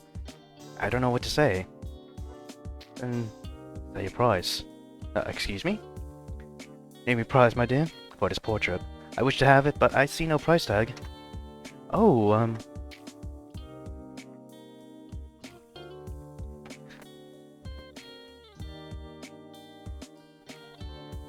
I probably should start saving, because I don't know which way is the right one. Whisper advice to Olivia. I recall my dad once giving me advice about negotiating whenever someone asks you to name your price. He had said to always give them a figure that was higher than what you knew or what you thought you were worth. The worst they could do was say no, and then make a counter-offer. I whispered my advice into her ear. Ah, she looks happy. 2K! Whoa! I know I told her to give a figure greater than what she thought she was worth, but damn! Macduff let out an impressed-sounding chuckle. Oh, I don't know what you told her just now, young man, but I admire her audacity. Very well. Macduff began writing out a check. Ooh. Oh, wait. I changed my mind. Oh, what is she doing? Oh, something the matter. His tone is one of both polite inquiry and disappointment. I've decided I can't let this painting go. For less than 5... Oh my shit. Maybe we are going way overboard, dude. Also, I just noticed I don't have that much water, but yeah. I mean, I still have it. I just don't have it much. Nani? I turn my back to Macduff, who only looks bemused. Well, the young lady certainly knows what she's worth. 5K it is. Liz looks like somebody just told her that Damon actually had an IQ of 180 and a secret laboratory in his basement. Olivia, on the other hand, looks as though Ben just proposed to her. Why did she look so upset? Macduff finishes writing out the check and hands it to Olivia. It looks as though it may as well be Ferris writing her some kind of reprimand for her naughty behavior. The towering businessman replies again with polite inquiry. Well, do we have a deal? The Gator looks up at me with pleading eyes and grabs my wrist with a firm grip. Inko, what should I do? Inko?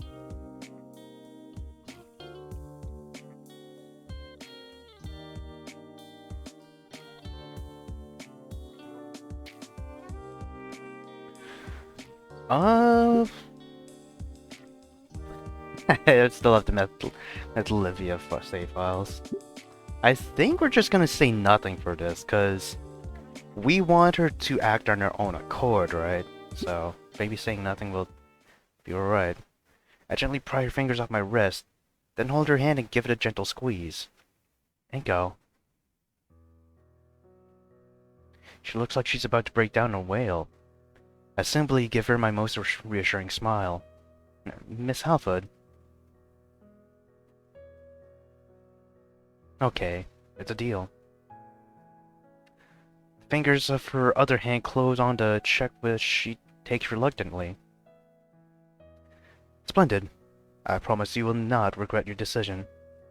If you say so. Young lady. Olivia meets her gaze. I know this is not the last portrait you will ever make, nor do I believe it is even your best. I can tell this painting means a great deal to you, because I can sense the sorrow within it. It is grief, isn't it? Yes. Flanagan? Yes. And now I feel like I've just sold a piece of my soul.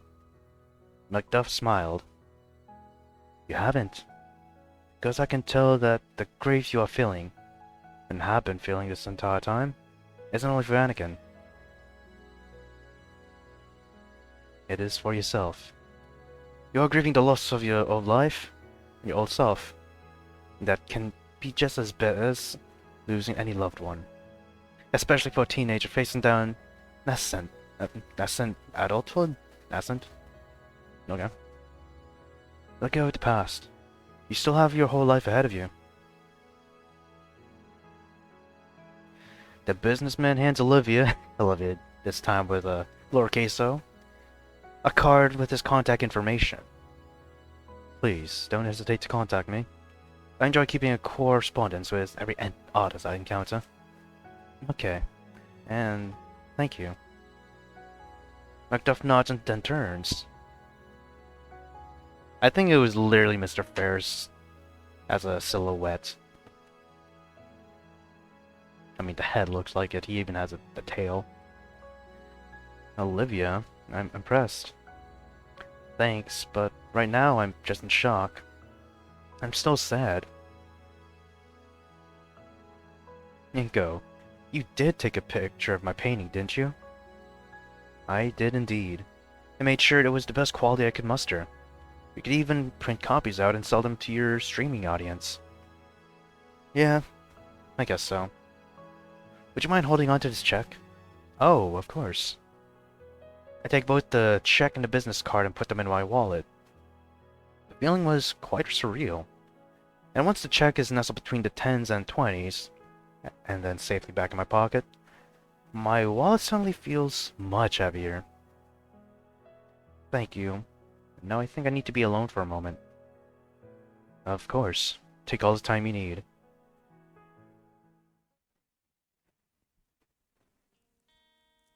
Liz glares daggers at me. Are you fucking serious? What? Just what did you whisper to Olivia? All I did was give her some business advice my dad gave me once.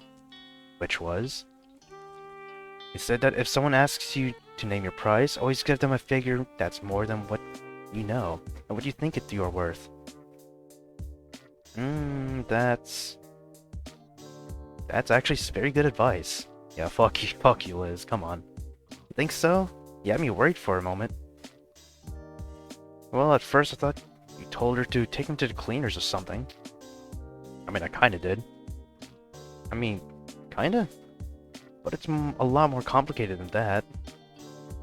My dad said that the worst they can do is refuse and make a counteroffer, and I know that's important in negotiating. True, but it's still more complicated than that. Values are subjective, especially when it comes to something like art. In studying economics, I've learned about the subjective theory of value, or the idea that anything is only worth what people are willing to pay for it. Yeah, there you go. That is very important. And that is why, if people know that, scalping can be curbed. I'll just say that. But at the same time, you have to also curb the fear of missing out. Ugh! I just want jury together, goddammit. I guess some prismatic evolutions, because I don't even have that. Is that really true, though? I feel like there has to be an objective way to measure what something is really worth. By all means, try, but I dare you to try and replicate Olivia's skill using the same amount of labor and resources as she.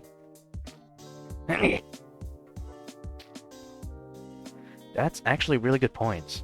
I could labor for years to make a painting even half as good as what she does with barely any effort.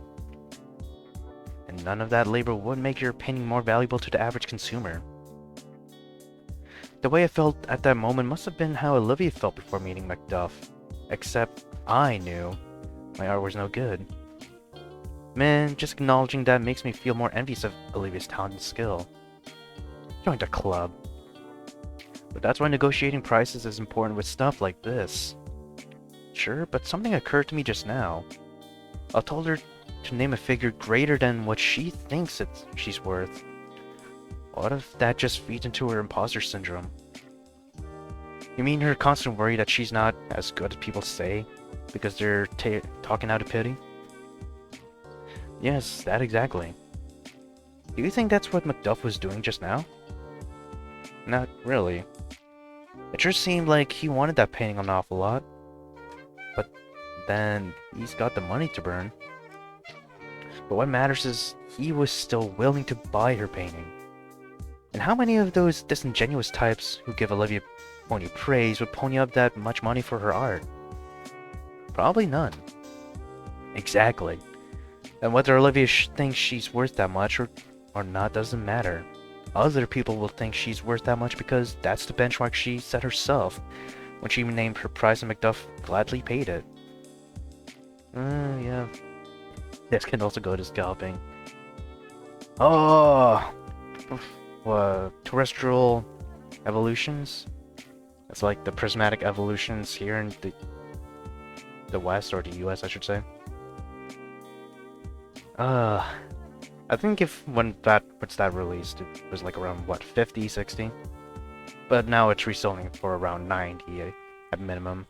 100, 110 at max. So, yeah, once people set price tag, and people have paid set price tag, then that is the price of certain items. So what you're saying is that what other people think matters more? Sometimes yes, that's just how business is. Otherwise, stocks wouldn't fluctuate constantly based on even the most trivial of things. And sure, you can say that's shallow, but at the end of the day, Olivia named her own price, and someone was willing to pay it. Although naming a price and then immediately raising it is in poor form. But I think Wayland could see what Olivia was really doing, and was just trying to help her overcome it. So I really gave her good advice, huh? You did more than that.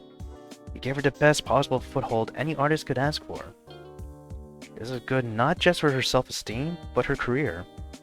Wow, that's... I grabbed my chest, which suddenly felt tight. Are you okay? Liz? You have no idea how close I came to fucking that all up just now by opening my big mouth. Believe me, I took all my willpower to stay silent and let Olivia handle it herself. Then I'm relieved for the both of you. Me too. In fact, I think I need to be alone for a moment. Sure thing. I walk over to the table where refreshments were laid out and grabbed a cup of punch. I wet my throat and then just stand there, watching my hand tremble.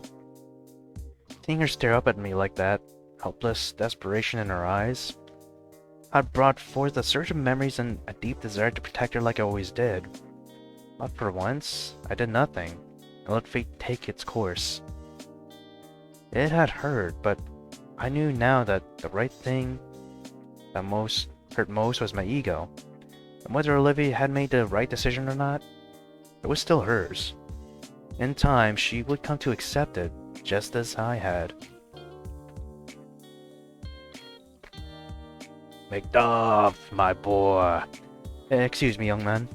Oh, yes, Mr. Macduff. The formidable businessman extends a massive hand. Dressed in his immaculate suit, he looks like a modern-day aristocrat. Wayland. Shook hands, my own hand enveloped in his. Incognito. My father has told me about you. He is a businessman, I presume. He and my mother are joint partners in architect. They actually met you once. You'll have to forgive me. I can't seem to recall them at the moment. I meet with so many people, you understand. That's fine. My dad and mom still have a lot of things to say about you. Wayland smiled and nodded. I say, and it looks as though you are following in the footsteps. What do you mean? That fetching young lass. You are her beau, I take it? Yep, Olivia and I have been an item since high school. I had the impression you and she were partners in your... bargaining business of, I don't fucking know how to pronounce that. I suppose we are. She does art streams for a living now. I've even helped her sell printouts of her art to her fans. And I'm currently in school, so I can start my own photography business one day. She and I both attended St. Hammond and learned from Anakin. He taught me a lot about photography, and I in turn used what I learned from him to take the photos she needed to make that portrait. Ah, impressive. So it was a collaborative effort on your part that may help to create that painting? I suppose so. But I wouldn't want to rob Olivia of that glory. She painted it, after all, and she's far better with a brush than I could ever hope to be. Even so, it seems like she couldn't have done it without you.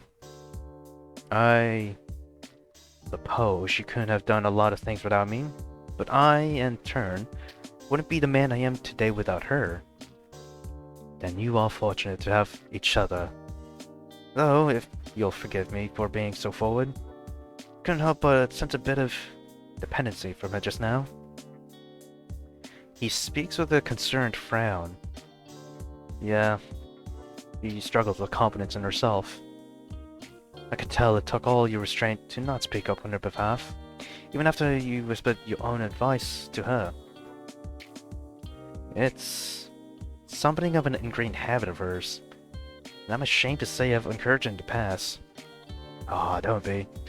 Nothing stymies personal growth more than regrets. I'm speaking from personal experience on this. The businessman sighs. I admit that she reminds me of myself. I had similar struggles when I was both your age. He tapped his cane on his left leg, which responded with a metallic clink. There were times I felt helpless, and like I just wanted to give up and accept being dependent on others. But self-loathing would always keep me from doing that, and I became possessed by a singular determination to not only be self-sufficient, but to make others envious of me. I became so wrapped up in this desire that it even alienated some of my friends and family from me. But I didn't care. I applied myself to business and the relentless pursuit of success. I was greedy, but not for money, which was only ever a means to an end, but for respect and admiration, which I seldom reciprocated. And then one day, I woke up to a pile of wealth and accolades, and I still felt that gnawing dissatisfaction with life itself. And a whole host of regrets had come with it. That's when my attitude changed. I decided to become charitable, particularly with regards to the arts, which I always had a secret desire to be a part of. And do you know how I feel today, Inko? How do you feel, Mr. Whalen? I still feel dissatisfaction. I can't help but hear a hint of despair in his voice. Oh, do you know why? Because I'm only living vicariously through the accomplishment of others. The actions are only ostensibly selfish, but I can tell you that I have always had selfish ulterior motives with regard to being a patron of a struggling artist. Still, it's far more productive a habit than the acts of unspeakable debauchery I've seen in my time from my peers, so-called. He shivered in disgust, and I had some images of the saber-toothed tiger of Wall Street. Oh.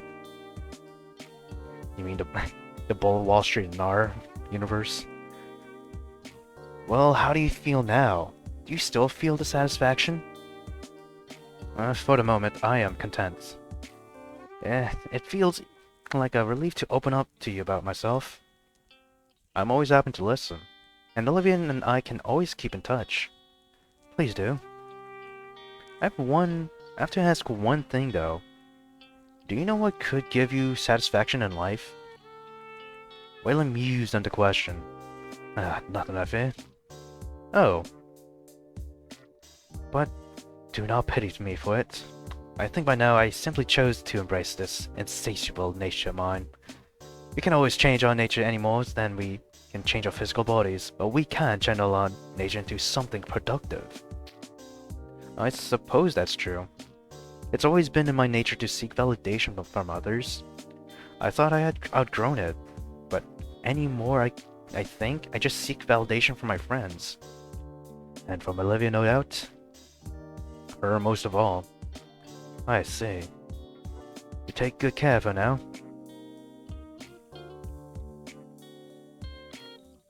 You take care of each other.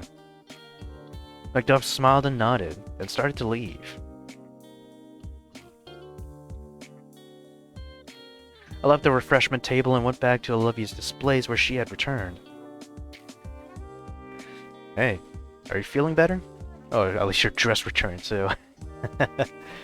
That's nice. Yep, I just needed a moment to process what had happened. He seemed reluctant to sell that portrait.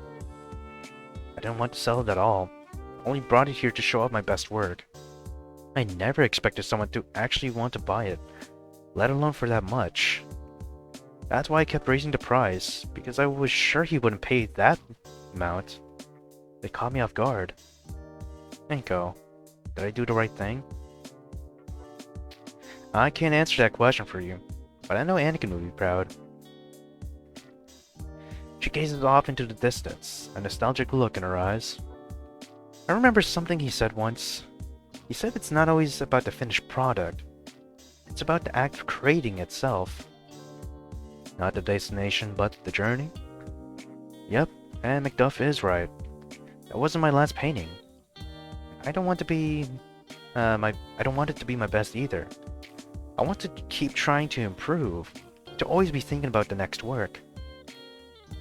So, you're happy with how tonight turned out? I am. And more than that, I feel like a weight has been lifted from my shoulders. I guess this is where the mod ends? Nope, nope, there's more. With the amateur art exhibition done and Olivia's entry to the upcoming city art contest submitted, she and I decided to spend the day relaxing. All my homework was done, so it wasn't like I had anything better to do anyway but hang out with her. How are you feeling about the art contest? The day the results would be announced was a week away, and I was anxious with anticipation for her. Pretty good, I guess.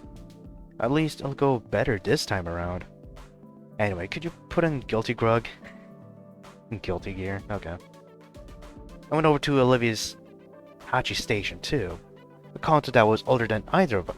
Really? Oh, wait, it did come out in 2000, right? The PS2. Fuck, I'm basically the same age as it.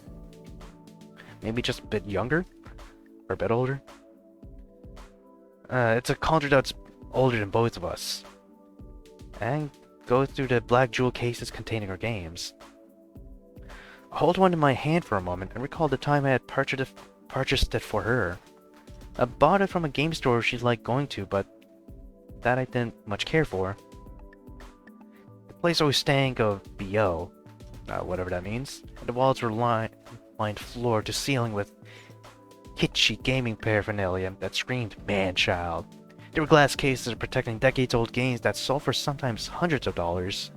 Sometimes that does happen, but not all the time. I couldn't imagine paying that much for any game.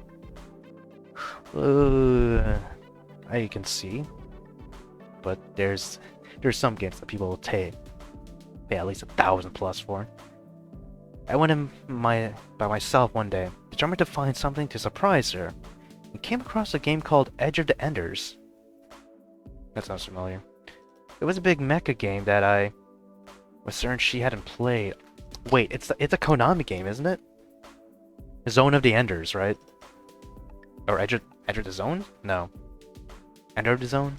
No, I think it's Zone of the Enders. Once I surprised her with it, she grinned with joy and popped it in her PS2. Minutes later, she commented dryly that the opening cinematic was almost an almost one-to-one ripoff of one of her Gundam OVAs. And I worried I had made a mistake of getting it. My worries were quickly assuaged when she proceeded to binge it for the next several hours. controlling a building-sized mecha that glided through the air. It is pretty fun, at least from the gameplay I've seen. And I'm pretty sure there's also a remaster on the PS4 and Xbox.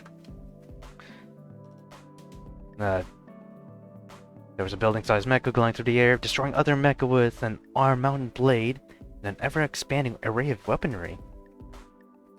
She had even teared up during the ending cutscene when the mecha's AI said to the pilot, "This is what I live for.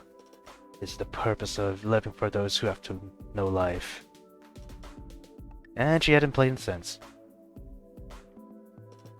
Such is life of us a game. Hey. What? You're zoning out like a NPC with a pathing error. That's very specific. I was just reminiscing about something. I'll quit reminiscing and put my game in so I can whoop your butt once more. I'll pop in guilty grog, Isuka. Shut up and take your controller. Come heaven or hell or high water, I'm going to have the higher win ratio this time. You wish, dork. Picked your main? Bam. Oh, the Berry, a woman martial artist who stood out from the rest of the cast, not by using weapons. And I picked Apostle, who looked like a slimmer version of Nathan Rocksplosion from Deathcroc and Will of the Crimson Scythe. Deathcroc? Oh my shit. We play for the next several hours until my thumb is sore. Olivia gets so excited that her tongue lolls out of her mouth a few times. That's happening. We finished our session and Olivia still has the higher win ratio, though I had managed to close the gap to 6-4 in her favor. I knew best for me. Then we ordered pizza and watched movies for the rest of the night.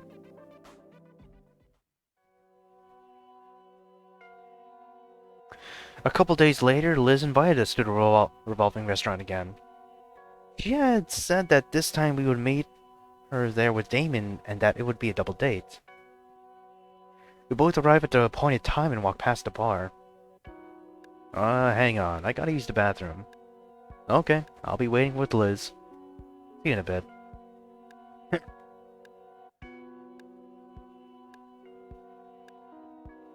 I approach Liz, who looks out of it, as though she'd rather be somewhere else. Hey, Liz. Hey. Where's Damien? Couldn't make it. That's why she's so out of it. Oh, why?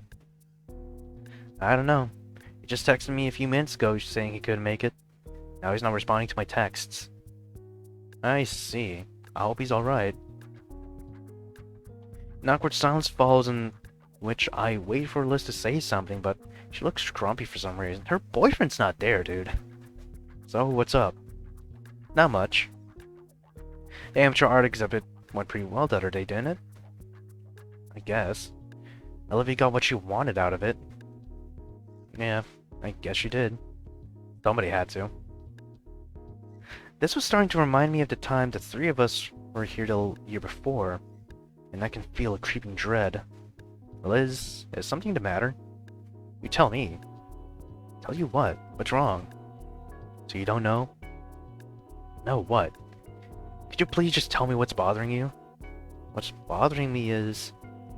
Look, Damon mentioned something the other day. Okay, is it the insults that Olivia hurled at you behind your back? He said he's been reluctant to talk to Olivia again ever since she said something really nasty to him last year. Something really nasty about me. Oh, yep, there you go. My heart sank. I see.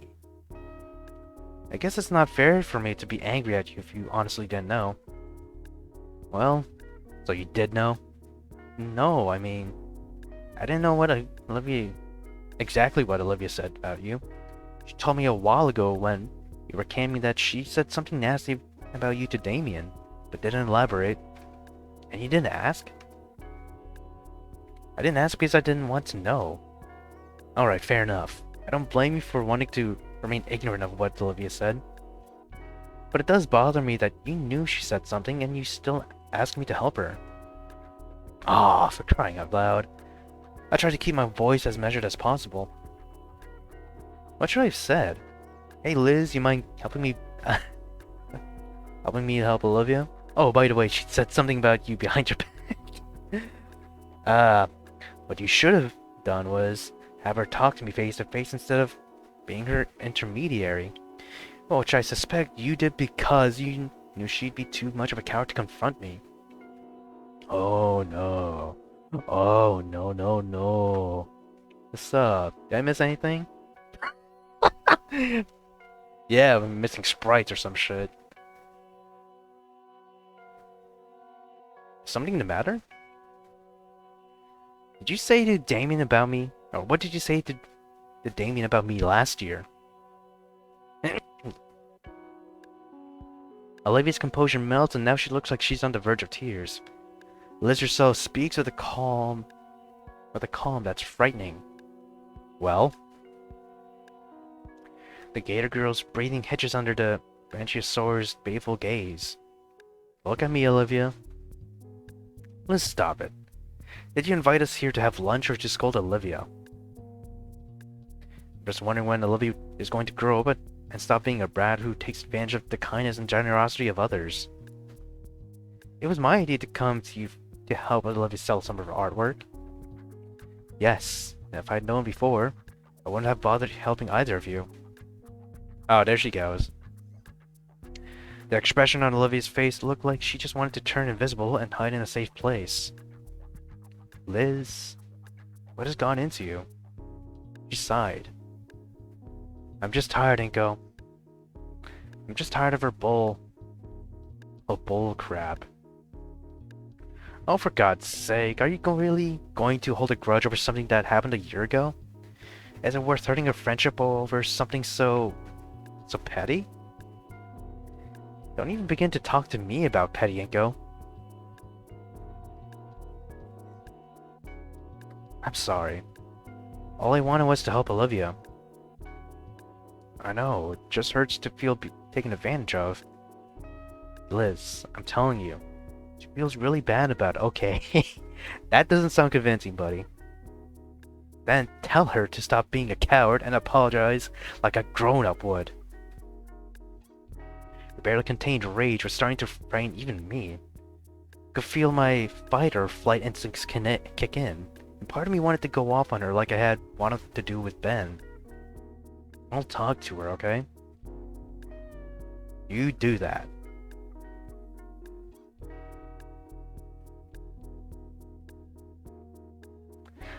I find Olivia at the bar drinking that ginger ale. She's staring into it with a guilt-ridden expression. No mimosa this time? No.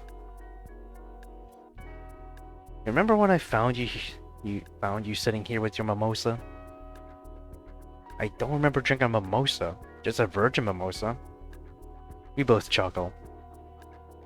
I remember how you were scared to get my cooties.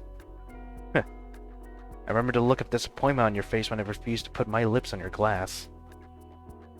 Yeah, but by now, we've gotten plenty of each other's cooties, so that's a non-issue. Looking back at it now, it's obvious from all those little tells that you had a crush on me. Big time. Crazy. Inko, I'm so sorry. For what? Saying something behind someone's back? I can't believe she'd invite us here just to spring this on us. On you. Is that really why we're here? Actually, she did say Damien couldn't make it. Maybe she was just upset about that and it got to her. Could be. I didn't know before if she knew I had said anything about her. I just hope we could ignore it and pretend it never happened. That's not really gonna happen that much in adult life, buddy.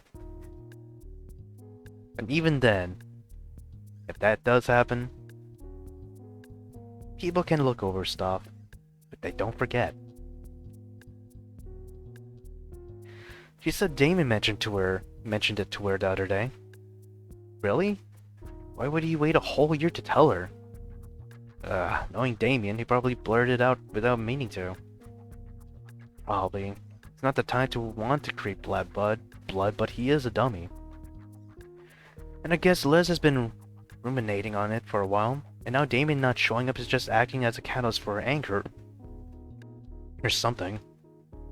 Maybe. I'm still sorry, Inko. Come on. You have nothing to apologize for.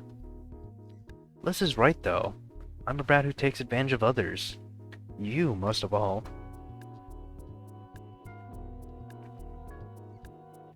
I see the pain in her expression. And it's exactly as it was on that day I found her in the rain. It tears my heart up to see such hurt in her eyes. Olivia, don't tell me you still think about that. I think about it a lot. Sometimes I wake up at night next to you and wonder, who is this nice guy who loves me? And who in their right mind could ever do such a thing to him?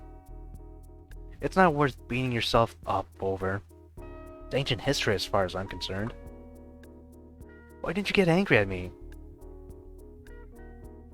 She blurts out the question as though it had been fighting to get out. It was a question I had asked myself on occasion. Most people in my position would have. They would have been right to. And perhaps I myself may have if I had possessed as much of a spine back then as now. But I know that either way, the true answer was that I had pitied her. And I knew that was the last thing she'd ever want to hear, especially from me of all people. I thought you were done living in the past. I want to be, but something always has to pull me back there. So don't let it. Damn it, Liz. What should we do?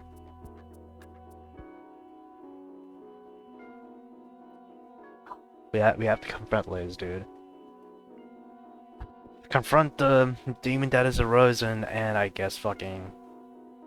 I don't know, set the ship right, if possible. I think we should try and work this out with Liz. I don't think you owe her an apology, but I think we at least owe it to her to reach out, or to reach an understanding. I don't want to talk to her. Why not? Because she scares me. Oh, yeah. She scares you? You, the carnivore with big fangs. Afraid of Liz who's as friendly and wholesome as one of those ponies from that one shot. Hey. Listen, Applejack. Actually, no, Applejack's chill. Fluttershy. That's that. You're fuck. You're describing Fluttershy. That's who you're describing. She is kind. She is nice. But you piss her off, and she will go ape. Rainbow Dash. Not really. Twilight Sparkle, yes. She goes schizo. Oh, Pink Pie too. So there you go. You get half the show. Or half the main six that'll go ape.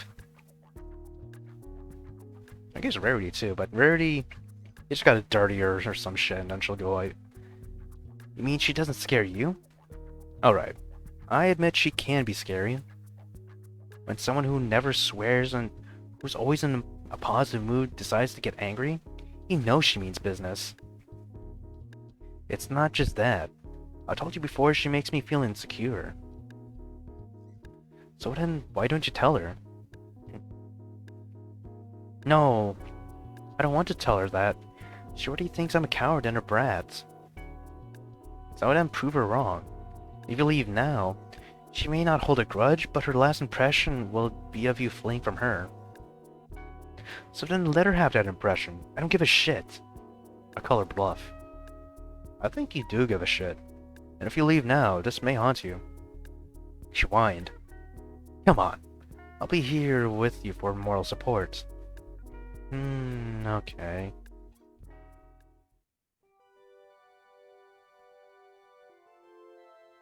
Hi. Are you feeling better? I'm okay. Liz sighed. I want to apologize. I didn't invite you both to go off on you. I really did just want to have a nice time. Just the four of us. It's okay, Liz. But please believe me when I say I'm not the person I was last year. I know, and I know you were going through a tough time.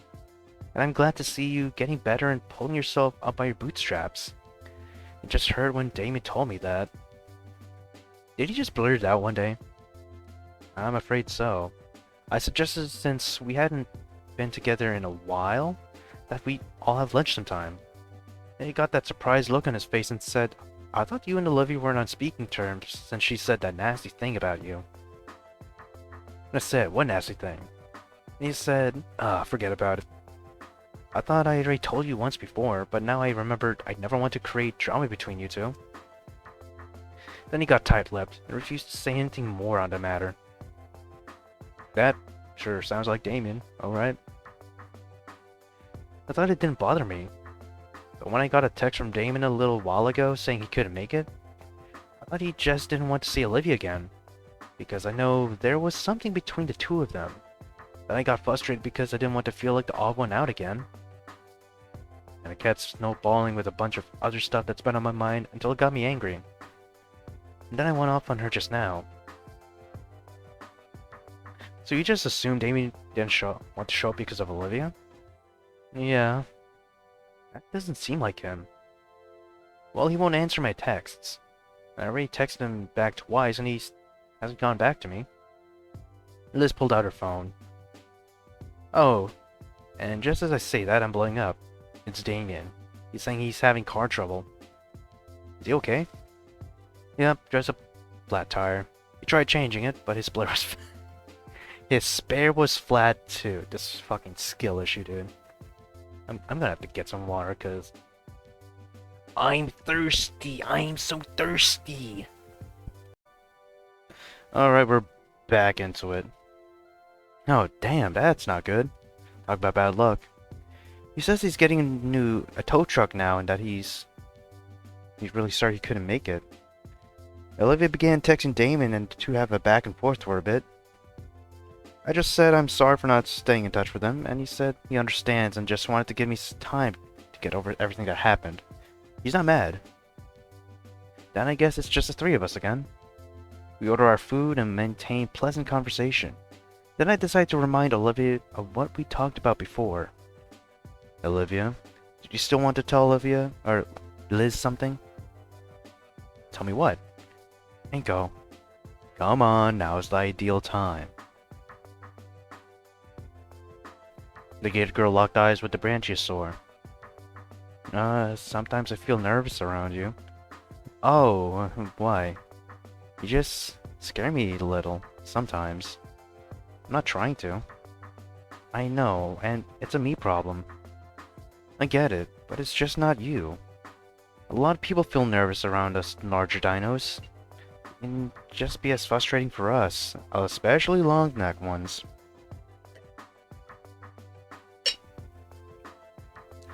Our necks always hurt just from having to crane our necks down to be at eye level with everyone else. And sometimes it really does feel like we're talking down to people.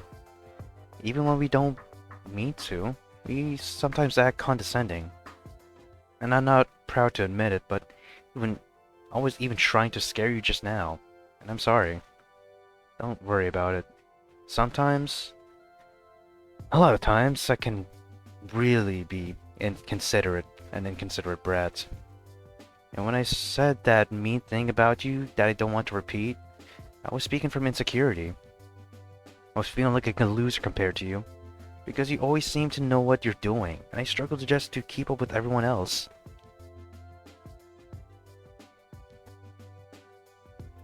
Sometimes I feel insecure about you, too. I work hard because I want to keep up with everyone else too. I know I could never paint or draw like you, so I apply myself to computers and graphic design because that's what I do best. And sometimes I feel like you don't even have to try to be good at art, you just are. That's not true though. I know I have talent, but I still had to work hard to hone my skills. I know. I know you had to work really hard too, and I respect that. But some people can work hard their entire lives and still not have that kind of raw talent, and sometimes it just feels unfair. I never thought I'd hear someone admit that they were envious of me. You are very talented, and I'm happy for you to see you're just starting to make it your way as an artist. Thanks. I'm ready to see you make your own way too. And I appreciate us working together as friends. And thank you, Inko. What did I do? You made me talk it out with Liz when I just wanted to leave. I guess I should be thanking you as well.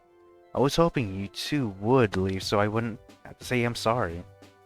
But I would have been sorrier with that on my own conscience. I guess I'm not such a bad demon in my own right. I suppose not. You're still a dork. Whatever you say, Hot Wheels. At least you can take that name in good conscience. Is that the fucking... No way! No! Is that the Orange County Convention Center, dude? It actually looks like it, but the signs look different. Holy... Wait, no. I gotta get Google on the case, man. I gotta figure this shit out. Oh. Was my voice on the entire time? Hold on. Alright, so yes, I was recording. I'm sorry if that clip was too short. This has to be the Orange County Convention Center. It just has to be, dude. Okay, fucking save that shit. I don't know, fucking... All the ones. You get all the ones, buddy. I know this is gonna be in the gameplay, but this really does seem like the North Concourse of Orlando... The Orlando Convention Center? Google Lens. Thankfully there's no R or P in that thing.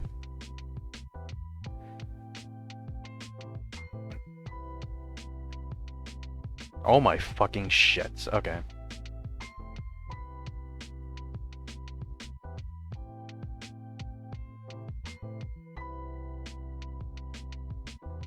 Alright, yeah, we're doing this shit. This is very important. Yes, that's literally the Orange County Convention Center. Okay. I'm literally close by it. I mean, shit, man. If you see my MegaCon vids, you know that I actually go there. I went there for, well, MegaCon 2024-2025. Of course, it's been there ever since I think it started. Or at least ever since the 2010s. Holiday Matsuri, I was there for that one. There's also the... Fuck, what's it called? Shit. The Pokemon Regionals for Orlando.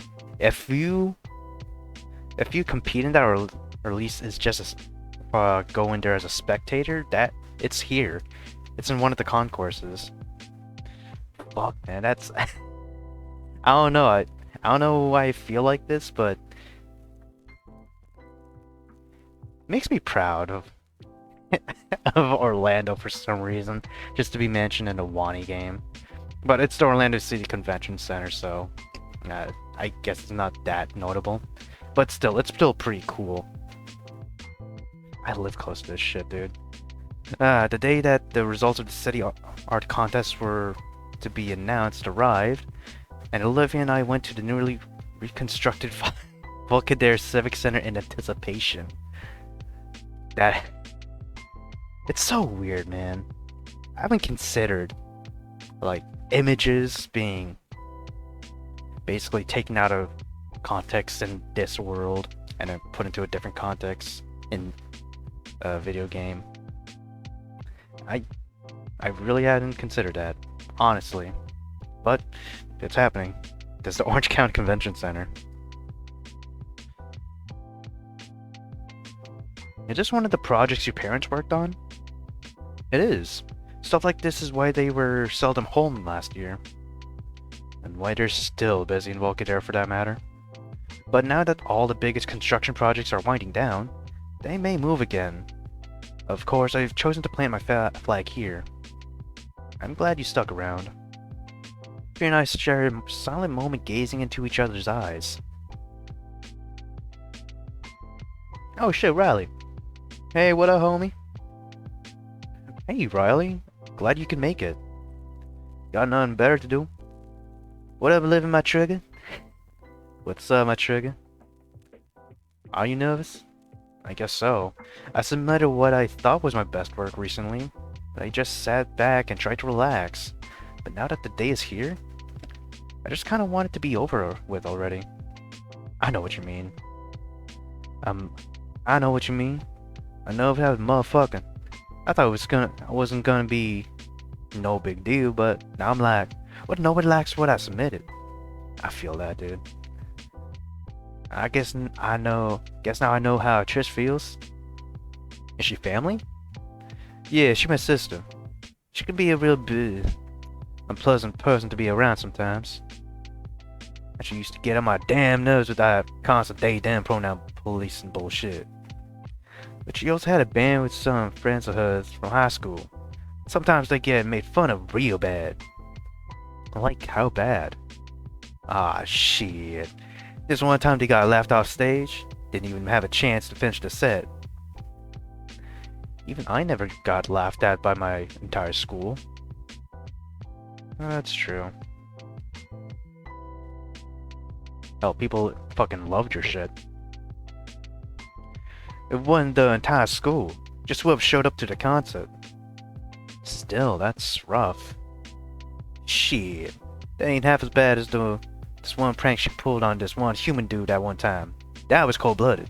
Oh, that incident, showing his past pictures and shit.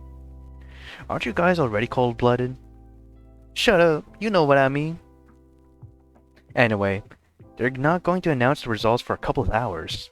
You guys want to get something to eat? I'm buying. Hell yeah, I'm hungry as a motherfucker. Let me guess.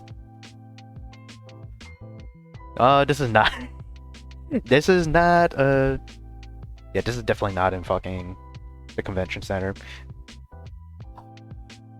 I think there are a few buildings that are open. I know there's a FedEx in there. Literal FedEx shipping center that's in there. I think you can, or office. You can drop shit off there. I think there are public areas that you can just walk into. If there is something that's being displayed. Other than that, unless there's an event, I don't think there's any restaurants that's open in the convention center. We head into a nearby restaurant and grab some lunch. We take our time enjoying the meal and chatting to each other. Hey Riley, you said something before about a prank your sister pulled on a human. Oh damn, yeah, that was some fucked up shit. What did she do?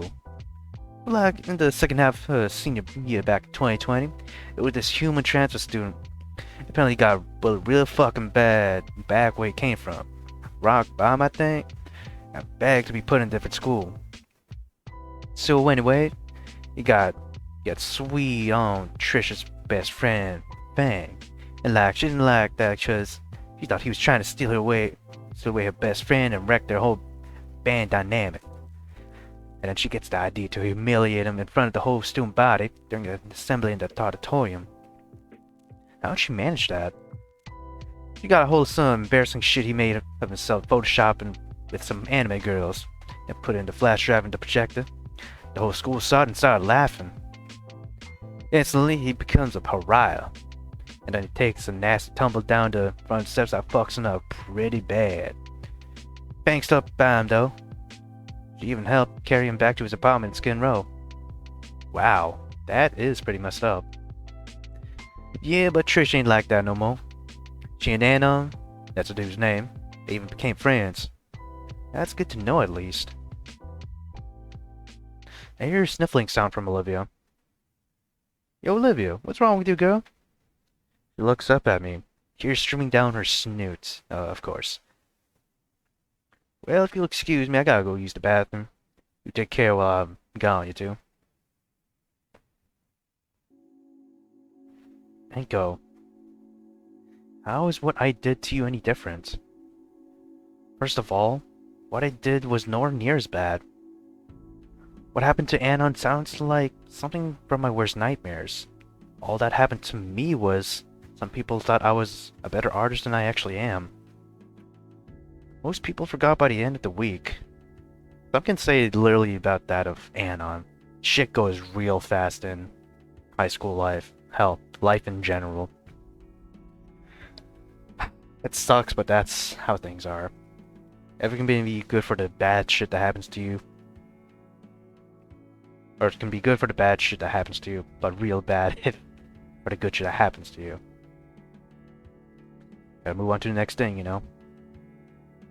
But the act itself, I always know better. What Riley described just hit too close to home. I also recall him saying they became friends, so obviously Anna forgave her. I don't see how anyone could forgive that. When you're on the outside looking in, it sounds so much worse. Inko, I'm sorry, I don't deserve you. Oh! You're killing me with the kindness, man. Okay, let's... Oh, wait, no, I think... I'm gonna keep this save around. Yeah, I'm gonna keep those saves around because I'm pretty sure there are endings in here that I just haven't gone into. I'm done. I'm done comforting her. I don't want to pamper her that much anymore. I mean, we pampered her enough. The first time in a long while, I begin to feel exasperation with the Gator girl, but I keep my voice as gentle as possible.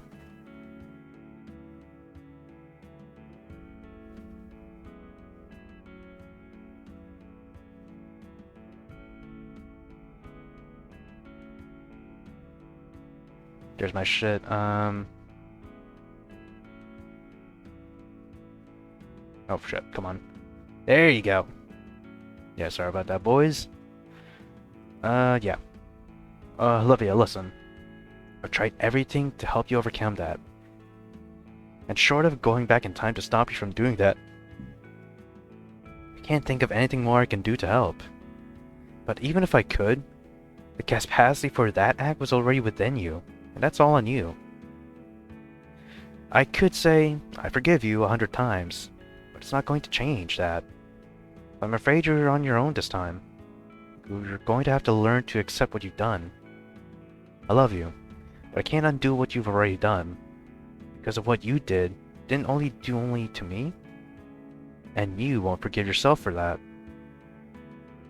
Take her hand, give it a gentle squeeze, and then kiss her wrist.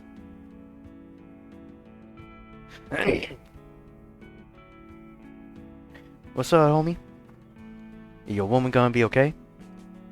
I look over at Olivia, who is staring pensively out of the window at the passing cars, her reflection like a specter from the past. I think she'll be fine. She just needed a moment to herself. I could tell you two needed a moment alone. No, I could tell you two needed a moment alone. Very perceptive. Like I said, man, you gotta be perceptive to survive where I come from.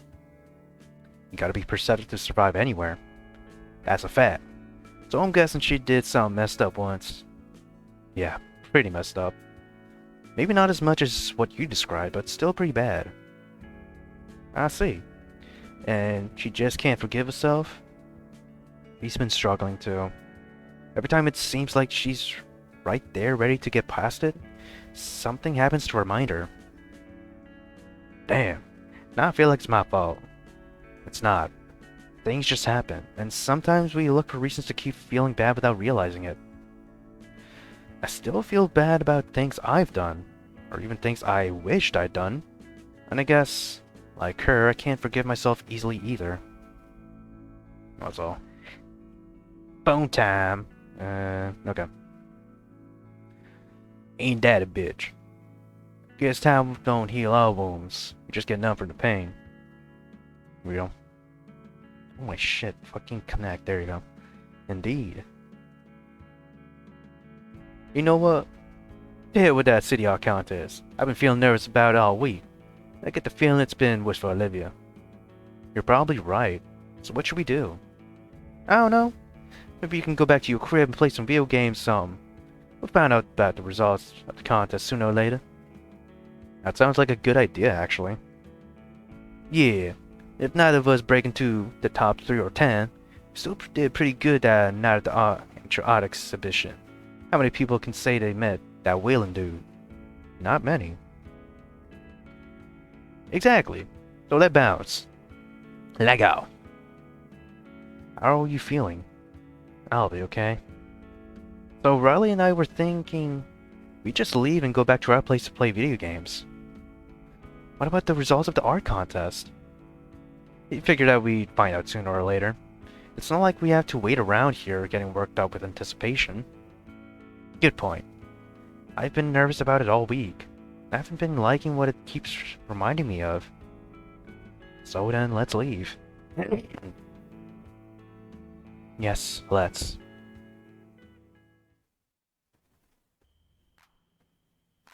Ooh, we're back camping. Olivia and I find ourselves camping once again. And this time she's singing Camp Granada with Stella and Rosa, much to Riley's dismay. Wait a minute. Wait a minute. Hold on. I want to hear this Camp Granada thing. Okay, silence game. The YouTube tab is about to speak.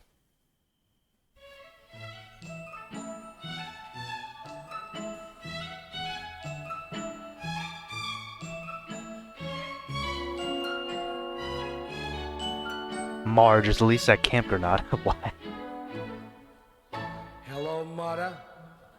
Hello, father. Here I am at Camp Granada. Camp is very entertaining. And they say we'll have some fun if it stops raining. Okay, I don't know about the laughing tracks, but yeah, that does sound catchy. I feel that. Right. Wait a minute. It's not raining. Kids are swimming. Kids are sailing. Playing baseball. Gee, that's better. Mother, father. Kindly disregard this letter. Oh, is that whole one? I love that song. Lame ass song. Oh, come on, Riley. Aren't you a happy camper? I'll be a lot happier once you stop playing some motherfucker Emma of Doom up in these mountains. I still can't believe you four already know each other. How come you didn't tell me before? We didn't know you knew them either. It was just another cosmic coincidence. The stars themselves conspired to bring us together. Maybe they did. Or maybe it was something else. A wink at Rosa, who returns it with a wink of her own. I think we're heading for the right ending. The best ending, I should say. 4 out of 4. Olivia, did you happen to enter the city art contest? I did. Me and Riley both. How did either of you do? Yeah, we did pretty good, I guess. Neither of us got into top 3, but we didn't make it to the top 10. Oh, top 10? That's actually pretty good. Did you win anything? It's some gift cards and dynamos. Oh, well, that's better than nothing. Yeah. So we all went there for dinner. Even invited Liz and her boyfriend Damien, too. And Olivia had a whole lot of pizza to all to herself. Could have got an appetite. They're the only pizza place left that still serves anchovies. I'll eat as much pizza as I want. Oh no, we still did pretty good at the amateur art expedition. Especially Olivia. With her income from streaming and selling art and designs to her new clients, she should be able to afford art school now, right, Olivia?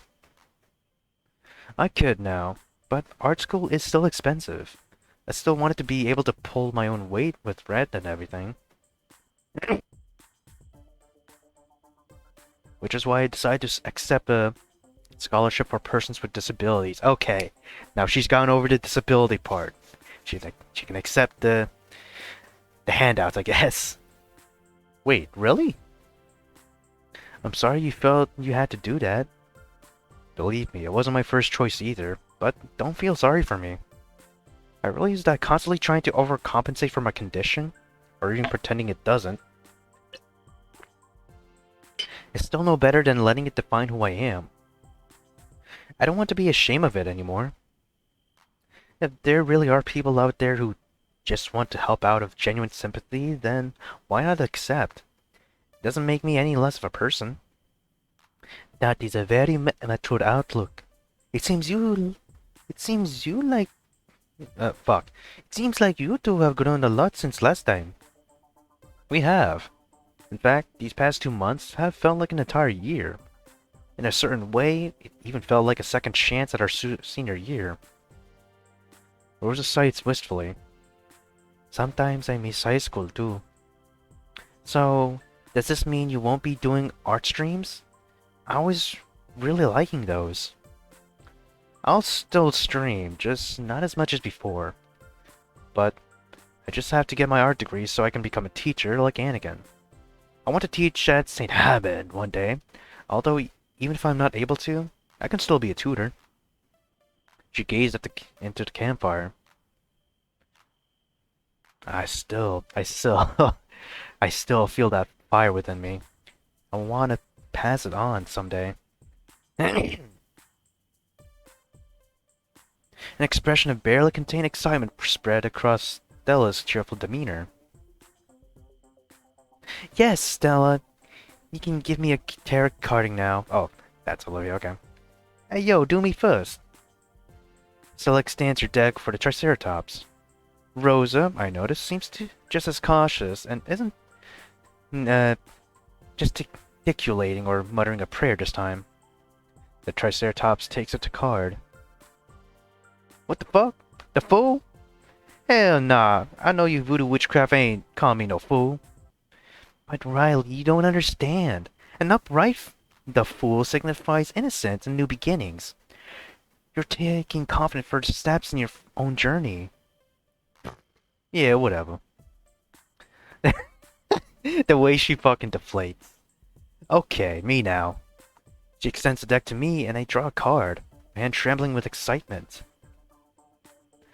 The position of the card causes me to feel immediate disappointment. Oh no, it's upside down again. You've drawn the tower. It's upside down though. An upside down tower, or upside down the tower is a good thing.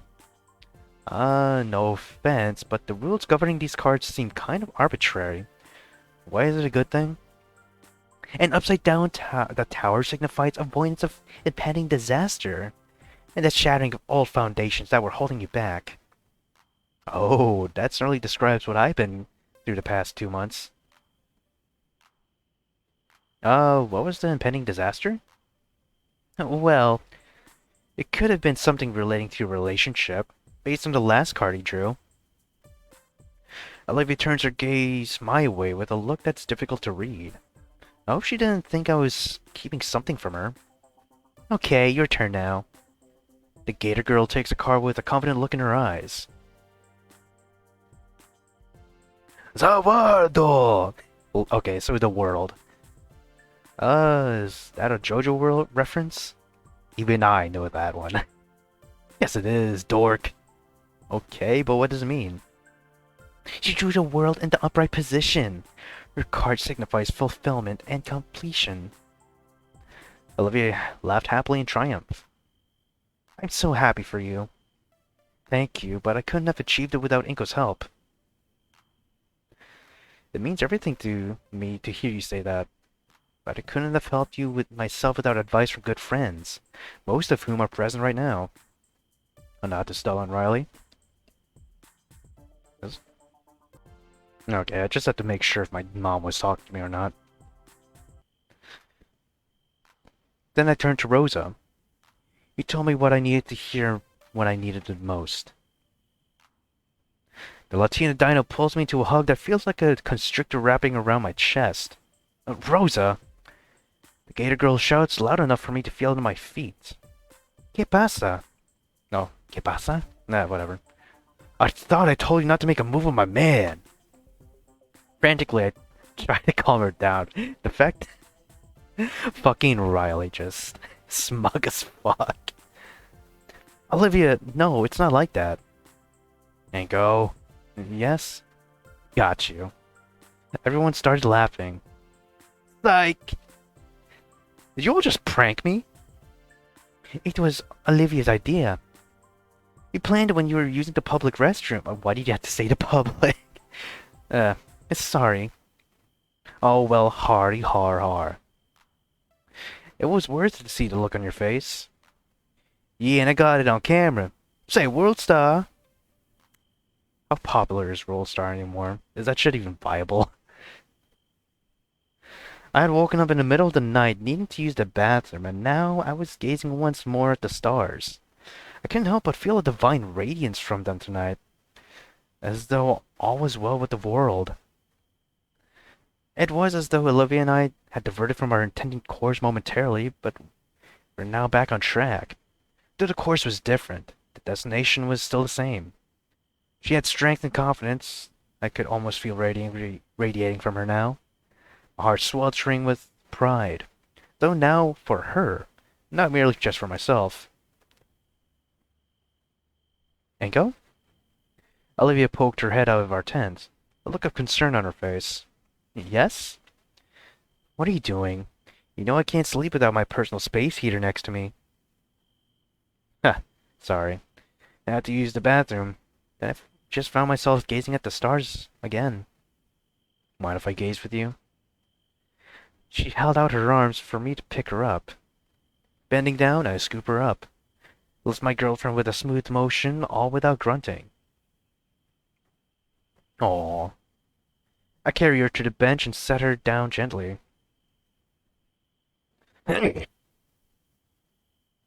We hold hands and gaze up together. On those nights when I would study to exhaustion, I would wake up in bed not remembering that you had carried me. I've got good at carrying you without too much effort, thanks to me hitting the college gym 3 to 4 times a week. She grabs my left arm and makes a show of squeezing my bicep and tricep. How big and strong you've gotten. I can't help but preen a little under her admiring gaze. Good to know there's more of you to eat if we ever get stranded and I need to cannibalize a squishy skinny. She sizes me up with a predatory gaze, waggling her eyebrows and licking her lips as though to remind me of my place in the food chain. Beneath her. Well, don't pout. If it makes you feel any better, I would probably never eat you. Probably. How reassuring. She wraps her arms around my right arm and puts her head on my shoulder. If that doesn't make you feel better, then this will. You still make me feel like the luckiest, unlucky person in the world. And I meant it when I said I wouldn't have made it this far without you. I was just returning the favor. Without you, I wouldn't be who I am today. I'd just be some other unthinking midwit getting all his opinions from vapid blogs and 4-hour-long essay videos. That is sadly the state of YouTube. Oh my god, look at this. Look at this nigga and his 10-hour essay. I mean, look, if you enjoy that shit, that's on you, but it's not the best, man. It's like essays from high schoolers. It can be entertaining, they can be good, but that doesn't mean they're right. And some people just take it as fucking biblical. And that's the worst of them. Worse, I wouldn't have grown a spine and learned to resist the urge to conform to some consensus. You gave me strength and confidence when I most needed it. I'm just sorry it took me so long to return the favor. What do you mean? I mean that for the longest time, I got more out of our relationship than you did. And for that, I'm sorry. I never felt like you got more out of what we had. If anything, I always worried I was the one not fully reciprocating what you gave to me. You took care of me when no one else would. You fed and sheltered me, and loved me. I was worried I was taking advantage of you. You weren't. I was taking advantage of you. How? It was gratifying to think of myself as your provider and protector. I liked thinking of you as weak and helpless, and dependent on me. It made me feel strong and empowered, and there were times when I could have encouraged you to be stronger. But I didn't. What times? When Mia was bullying you, and I had to go all white knight and try to protect you from her, only so I could look like a jackass and embarrass us both. Or when Mia chased us into the elevator and I took the key when you pro offered it. I shouldn't have done that. You could trust Anakin more than you could ever trust me. But I like the idea of taking from you that one thing that made you a gatekeeper in your own right.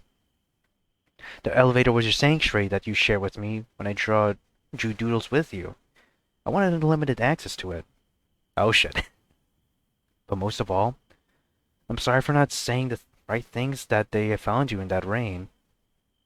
What should you have said? That Ben or cruel freight didn't make you uh, what you, what you did. You did it, and you were merely using such excuses as a crutch. None of that is untrue. I still feel bad about it. I know you told me I would have to learn to accept it because I couldn't forgive myself. And you're right. I did it to myself as much as I did it to you. And at least own that fact. So then why didn't you tell me all that? I struggled to not break eye contact with her as she gazes back, telling me she already knows the dreaded answer. Because I pitied you. Pitied you, because of my condition? No. Because of your lack of self-confidence. You're truly gifted, and to see you so gifted, so unsure of yourself, made me pity you far more than just seeing you in your wheelchair. She hangs her head and sighs. I wanted your pity. Despite all my insistence to the contrary that I didn't want pity for anything, deep down, I did, and I hated myself for it. I thought if I had to be pitied by anyone, it could be at least be a nice guy, kind, sweet, and caring. And on the day of our first date, I felt like I could finally accept being that weak, helpless person you saw. I even thought it wouldn't be so bad as long as you were there. I see. But more than that, the other reason I held back that day in the rain was because I just wanted you to like me. It's like you said, I did want attention. I, I didn't care how I got it. And I wanted attention from you most of all. I suppose that's partly my fault for being such a tsundere. Tsundere? Oh my god. This shit was so serious and then he dead named the term tsundere. Whatever. Fucking whatever. You know I'm not enough of a weeb yet to know what that means. It just means when the romantic interest is acting like a standoffish bitch, but she still wants you. Oh, okay. But for future reference, you said it, not me. She nibbled on my shoulder playfully. I think you're being too hard on yourself. Sure, you wanted my attention, but I remember you always working for it. Like when you dared to draw doodles with me, or when you beat Ben at photographing the wedding. There was when you didn't side with me or Liz, and you told us both off. Always thought you were headstrong and confident, and it's only because you encouraged me to be so. I didn't realize I was doing that. You always were. That's why I feel like I shortchanged you. Maybe you did and maybe you didn't, but for you of all people now to fret about the past doesn't make any sense to me. You've helped me look towards the future these past 2 months. I wouldn't be here now without you. Maybe this isn't as climactic as us going to the winter formal or prom, but I don't care. I'm happy now. I've got my boyfriend, my self-confidence, my promise to Anakin fulfilled, my streaming career, and most of all, I feel in control of my life. I can own who I am, for better or worse. All my past mistakes are mine just as much as my accomplishments. So maybe you should just get over it already. We're still young. Some people might go their whole lives without gaining the personal agency we have now. Now shut up and kiss me already. There you go. Damn. Do I want to use this as the thumbnail? I mean, this is the ideal. Oh, it is the ideal. Shucks.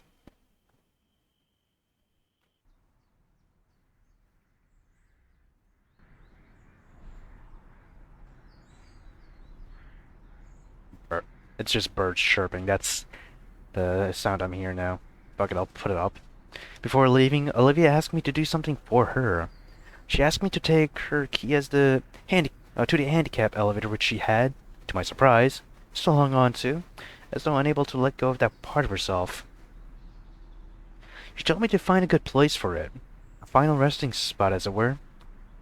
I had scouted around for a little bit, trying to find a suitable spot. Then I found a lone tree sitting in the middle of a small glade. There was a small hole in the tree, just big enough for me to slide the key into. I left it there, then returned to Olivia. Did you find a good place for it? I did. No one will find it, except for maybe a squirrel. I even carved a suitable epi epitaph beneath it. You did? What did you write? That's for me to know, and you to wonder about. Why can't you tell me? Because. Because why? Because that part of your life is over. If this is because I won't tell you my secret recipe for my stew. Olivia, some things are just better left unknown. Trust me. Okay, I trust you.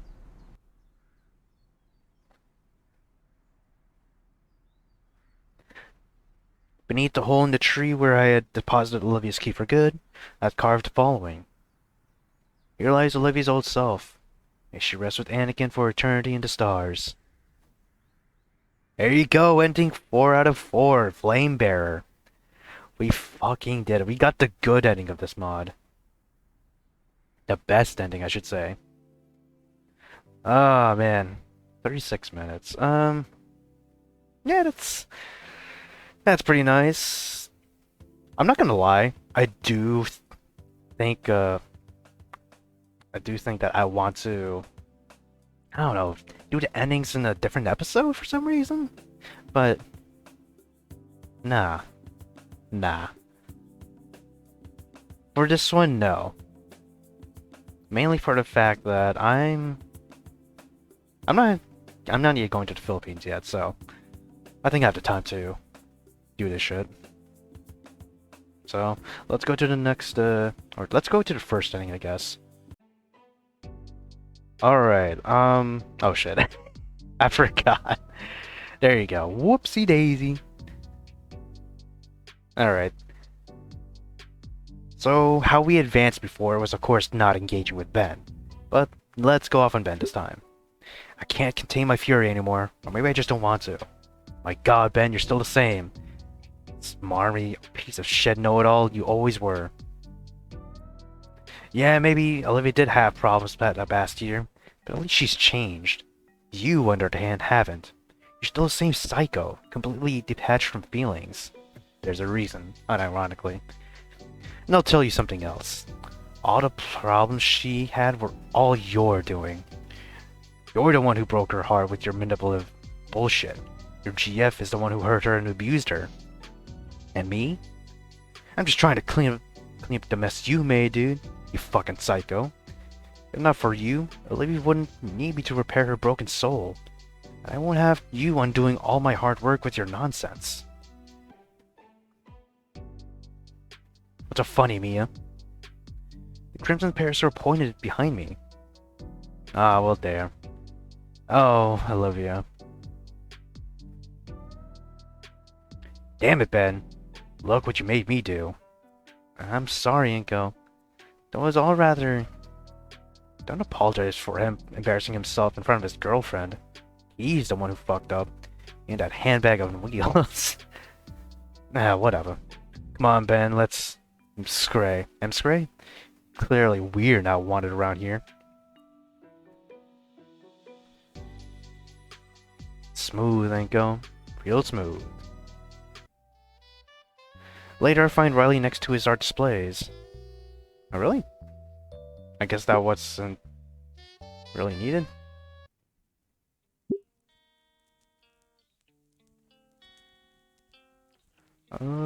Wait.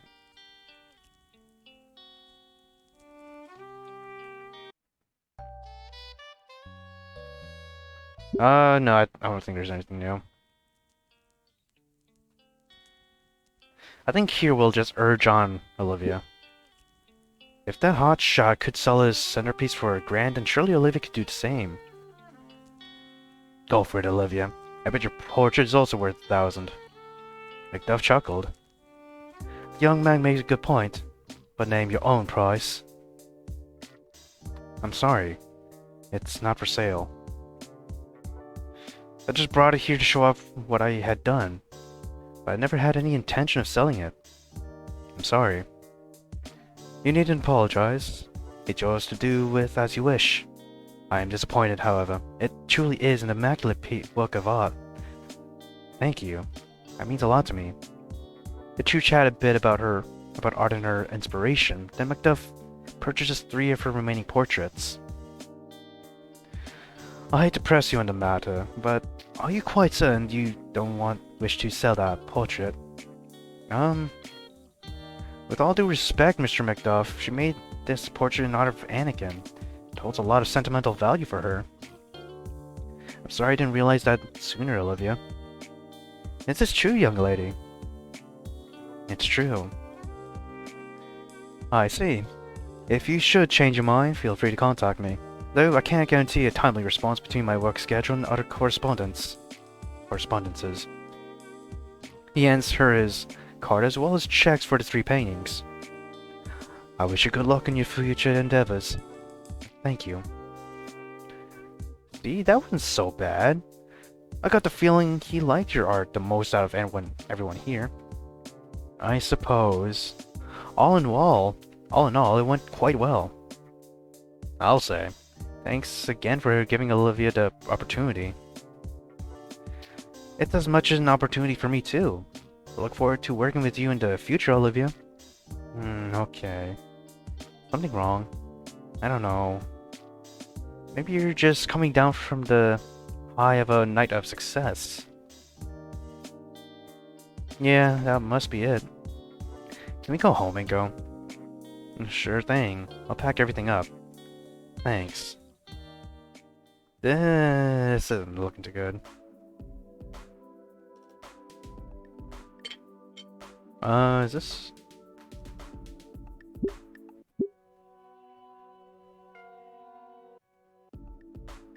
Okay, so there's the thing. Bar, I think I used the bathroom.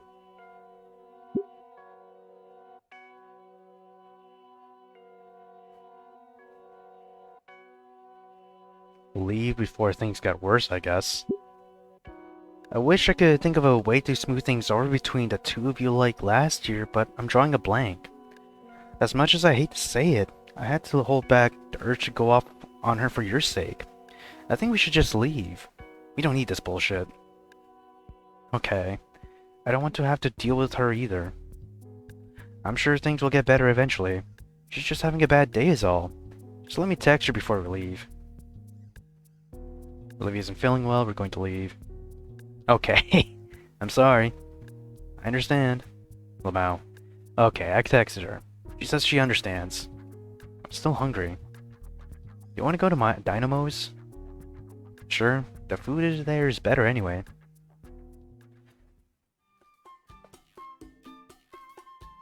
Half an hour later, we arrive at Dynamo's, which seems a far friendlier sight than the looming noodle. Once again, Olivia's digging into her pizza piled high with anchovies.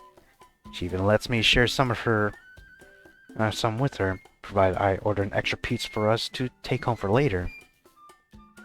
Once her appetite is sated, she's in far better spirits than before. We end up talking for a good hour even after the pizza is gone. It feels like one of our first dates. This was what Olivia needed, not unnecessary drama. Art contest. What happens if I don't comfort her? Like, go the same route?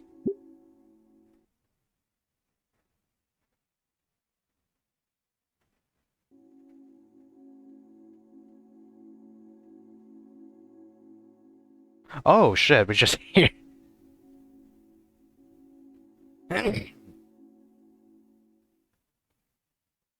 Another day of school down and I'm relieved to be home.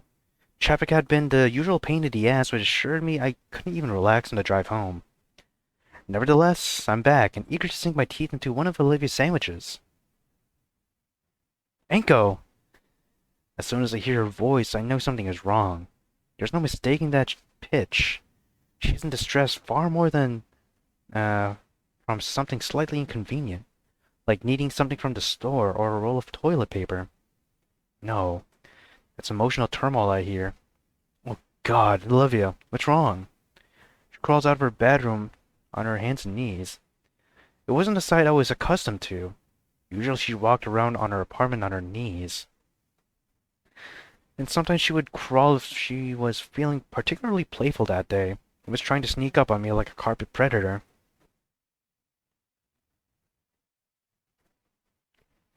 This time there was nothing playful about it. She's sobbing and whimpering. I can't help but involuntarily think of her as an overgrown baby. Okay. Tell Uncle Inko what the fuck just happened. I sat down on the carpet beside her to comfort her. What happened? Is it a strange thing?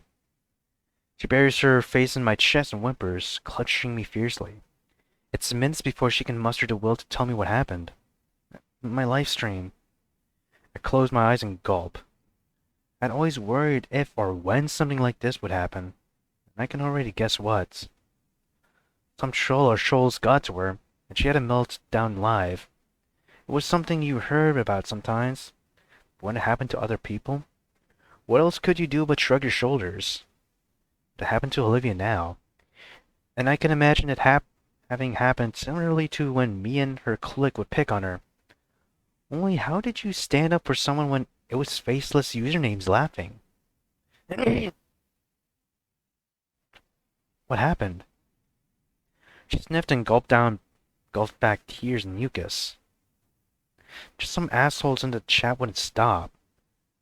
And my moderators were on top of it, and she moaned in despair. I just snapped.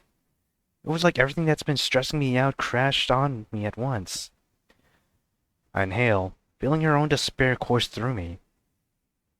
Sorry. I didn't realize you were so stressed out. I thought you were doing better. I thought I was too. Just like everything's coming crashing down. Maybe it's because you push yourself too hard. With the studying and the painting and that contest. She hadn't even won the contest she and Riley had entered into. I had thought wouldn't have bothered her much if she didn't win, let alone place in the top 3. But I remember how disappointed she had looked, as though coming face to face with her own abilities without the crutch of people seeing her condition. Maybe. If all I know is I don't want to stream anymore. Ah, it's over. Damn, she really is crumpling. My heart sinks into my stomach. That was the one thing I didn't want to hear. She had been doing fairly well at streaming. It seemed like a viable job, at least for now. If she couldn't or wouldn't stream, then what else can she do? Are you sure about that? It seemed like a lot of people liked what you did. Don't give a handful of people the satisfaction. She shook her head. I don't care. I hate feeling like I have to show my face again and force a smile just so they don't win. I just don't want to, okay? Okay, that's fine. Nobody's forcing you. Look, sorry, Inko. I just need some time. Still have a few thousand saved up. It should be good for the next month or two, and I'll figure something out, alright? Sure, that's fine. Take the time you need to rest. I won't push you. I promise. There you go, being the crutch that never really shows her the way or some shit. That's the music here. This is different music. 2 weeks have passed now since she broke down on stream. I come home from another day at school to find her sitting on the couch zoning out to her video games. Hey. She doesn't even take her eyes off the screen as I enter. Hi, how are you? She merely grunts a response. The only other sounds to be heard are the rapid clicking of buttons and the techno music from her game. She's playing Edge of the Enders, the game that I bought her that she only played once. I walk past her to the kitchen.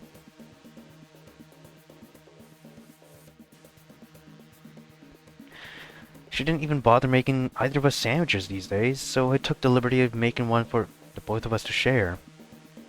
Inko? Yeah. Could you bring me a soda? Sure thing. I finished making the sandwich and grabbed 2 cans of soda from the fridge. This is some fucking pathetic shit.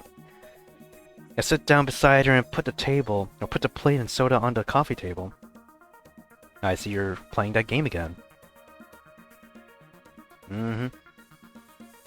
Guess I'll have to get you the sequel. She doesn't answer. She's absorbed in the frenetic mayhem of mecha on mecha action.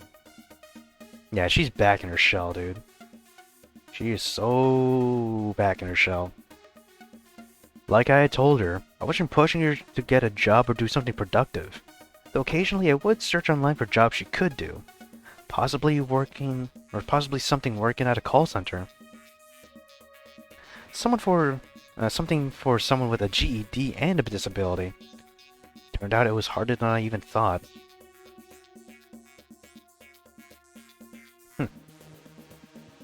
Yeah, this relationship's gonna get fucked over.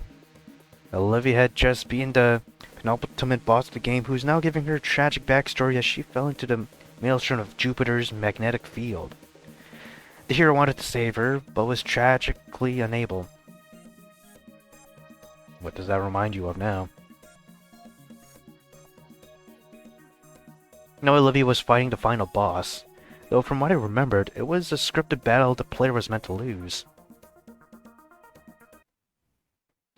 Olivia pauses her game and lets the control fall to the floor. I'm sorry, I just don't know what to do. It's just a rough patch, we'll get through it. We always do. My whole life has felt like one big rough patch. She gazes at me, hopelessness in her eyes.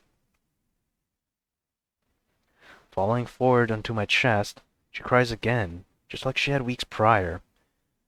I hold her close to comfort her, though this time I can't help but feel exasperated. You're all I have left. Ah, that sucks. I rub her back. Please don't abandon me. I promise I'll try harder, I promise. I know, we're working on it. We'll figure something out. What had I done wrong? I thought I had been supporting her, but it seemed like all my efforts weren't helping. Had I just not been supported enough? But I had already tried so damn hard. What? Just what the hell were we supposed to do? You help in the wrong areas. Ending 1 out of 4, 0 sum. Okay, so I'm guessing if I pick just 1 point, or I get one choice right, that gets ending 1. If I get 2 choices right, I get ending 2, so on and so forth. Right.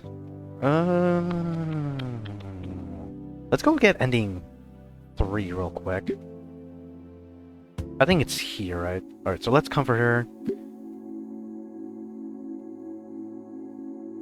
Alright, so comfort her.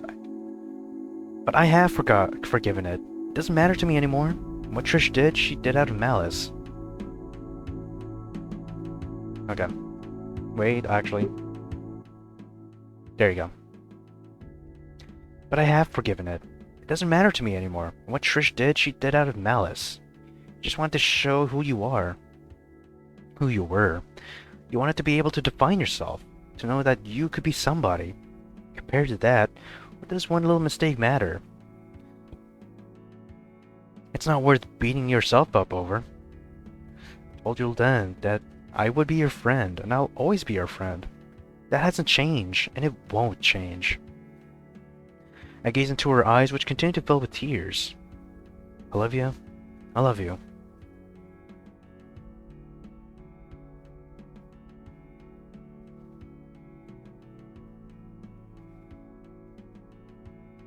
Oh, okay, so kind of the same, except Olivia didn't have a breakdown. Inko! Olivia marches out of her bedroom doing her I killed 50 men walk with a huge grin on her face. Hey, you seem happy. I had a great day today. My stream went well and I got a bunch of new subscribers and tips. They love my paintings and my raspy voice when I talk about what I'm painting. That's wonderful. I'm glad you could share your gift with everyone. And guess what? I was chatting with Wallen today. Or Waylon. Actually, I've been chatting with him every day for a while. Oh yeah? Yeah, he really knows a lot about business and trading. I mean, yeah, he's only the president of a big trading firm that closes $1 million deals. He gave me some advice a little while back for how to take that $5 grand and invest it. Shopped up and down like Vin when watching two hockey players slug it out. Ah, that's cute. I turned an investment of 5,000 into 100 grand. Seriously? Yes, no joke. Wow. Guess you won't have to worry about rent money for a while. I had a better idea, actually. Why don't we buy a house? We could, but houses are so expensive these days. I think she just has enough money just to get it, but as the expression goes, if you can buy it twice, then you can afford it. If not, don't bother, or some shit like that. Not here, dummy. There's a small town about an hour away from here. I know commuting would be tough, but we could buy a plot of land and put a modular home on it. We could. I've seen people do nice things with those. I could have a second smaller house to use as my studio for painting and streaming. And I could plant a garden for you. I've been chatting to Rose and Stella a lot, and they know everything about gardening. You can talk so much, it's starting to make me a little jealous. Olivia, you knew I would never... I'm teasing you, you dork. Oh sure, I knew that. So you wouldn't mind commuting in the future when we're ready? Not at all. I'm starting to get a little tired of living close to the city anyway. It'd be worth it to have a place of our own. Our own place. She said it as though she could hardly believe it. It would be our haven. Our own little piece of heaven. Please don't instantly lose and be fighting for the next fucking, what's it called? Oh, thing. Next money thing. Oh no, that's the ending 3. Ending 304. Gator Reborn. Alright. I need to get some water. Okay, so I basically loaded from this one the choice with whether or not we get to go back to Liz or just leave her. And now we're doing the comforting thing.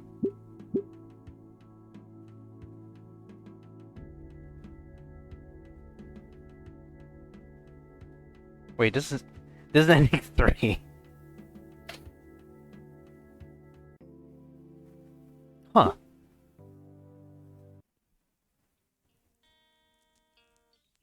How about we speak up?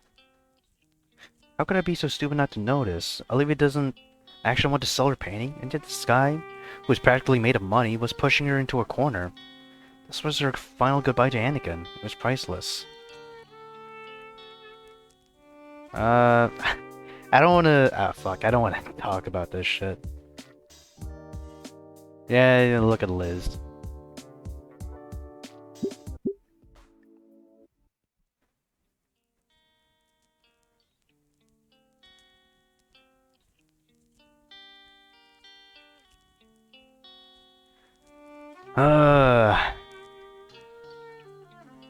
Okay, so 3 paintings. That went as well as expected.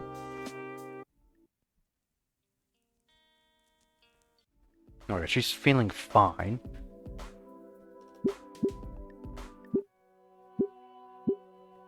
Oh shit. Uh, fucking leave. Comfort her.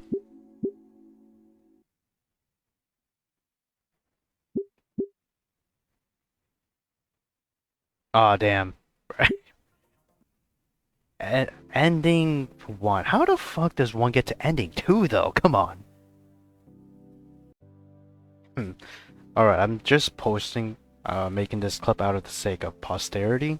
I guess posterity, but... or more of as a record, I should say. It took me some time, but if I did shit right for ending 2, and it's gonna be... for me, it was Stunner.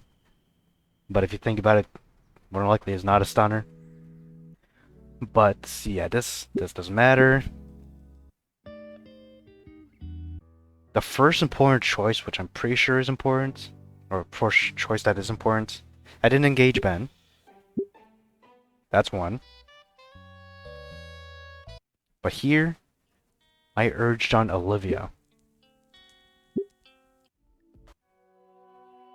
And then here, if I remember, we confronted Liz. And here we comforted her. Yeah, there you go. And that's how you get the ending too. So 3 years later, I had just gone back from shooting a wedding.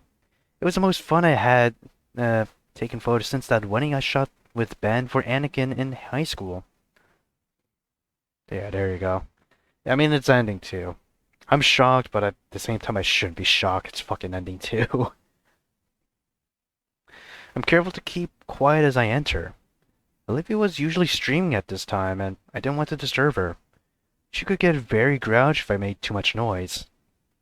Even if her audience didn't hear me, she often did, and it broke her concentration. I sit on the leg rest and open my laptop to go through all the photos again. I hear Olivia entering the living room, but I don't look up from my work as I greet her absently. Hey, sweetheart. How was your day? Same old, same old. Just another day of streaming. Fuck, man. Depression. Just a hollow shell of what you could have been. Uh-huh. I'm looking at the photo of the bride and her groom laughing as she shoves cake into his face. His own hand is raised and poised to do the same. I can't help but smile and remember that photo I taking of the cab driver and his wife. We affectionately called Dr. Girlfriend. Okay. How was your day? Great. That was a fun wedding. Maybe someday you and I can. She trails off. We can what? I haven't taken my eyes off my laptop. I can just barely see her in my periphery. Nothing. Would you like something to eat? That'd be great. I'm starving. I was so busy shooting everyone's photo I couldn't even sample their catered food. Even with focusing on quality over quantity, I still had managed to fill up an entire memory card. Developing these was going to take time.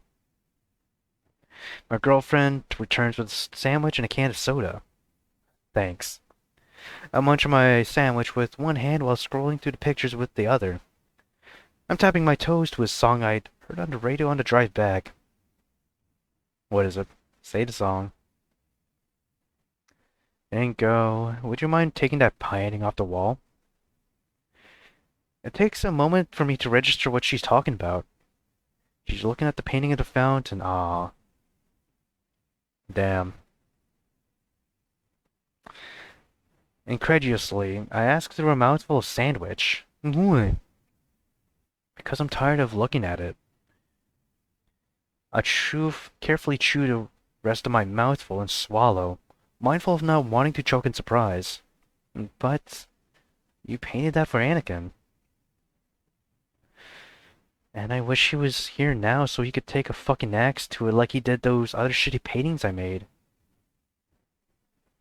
I can only gape in disbelief.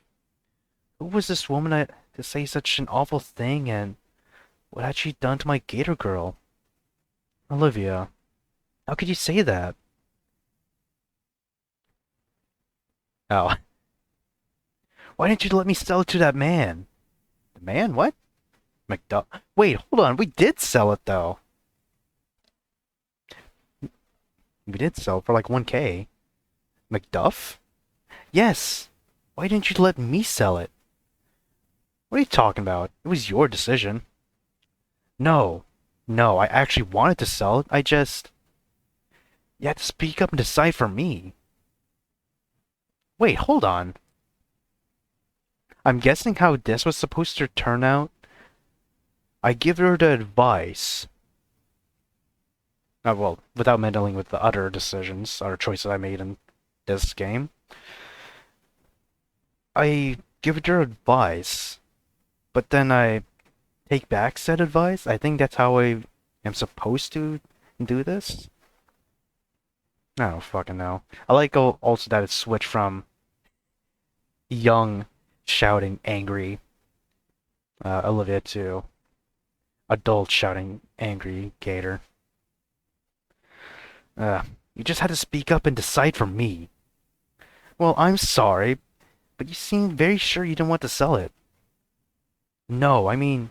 Ah, damn it. I was about to change my mind, but you just had to open your big mouth. Ah, for fuck's sake, Olivia. The man was practically offering to buy your firstborn child from the look on your face. If you really did want to sell it, then you should have said something. Of course I wanted to fucking sell it. I just was working up the nerve. How the hell was I supposed to know that? You just should have. You're always making decisions for me. No, that was your decision. Take some damn responsibility for once in your life. What the fuck was that supposed to mean? It means what it means, Olivia. You've never taken responsibility for anything in your life. Raptor, Jesus, you wouldn't even take responsibility for that shit you did to me back at St. Heaven. You bastard. That you would really bring that up just to win an argument. I'm not trying to win anything. I'm just trying to prove my point. You've never once taken responsibility for anything you've done. You always let it fall to me. And you only just now feel this way? No. I've always felt this way because it's always been that way. So why wait until now to tell me? Because I...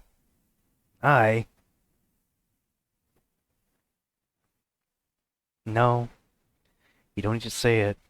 I can see it written all over your face. You pitied me. It's like we're going back to the fourth ending, but with way less, more confidence in her, ourselves, and her in herself. She says it with such hopelessness and defeat that her voice comes out weak sounding.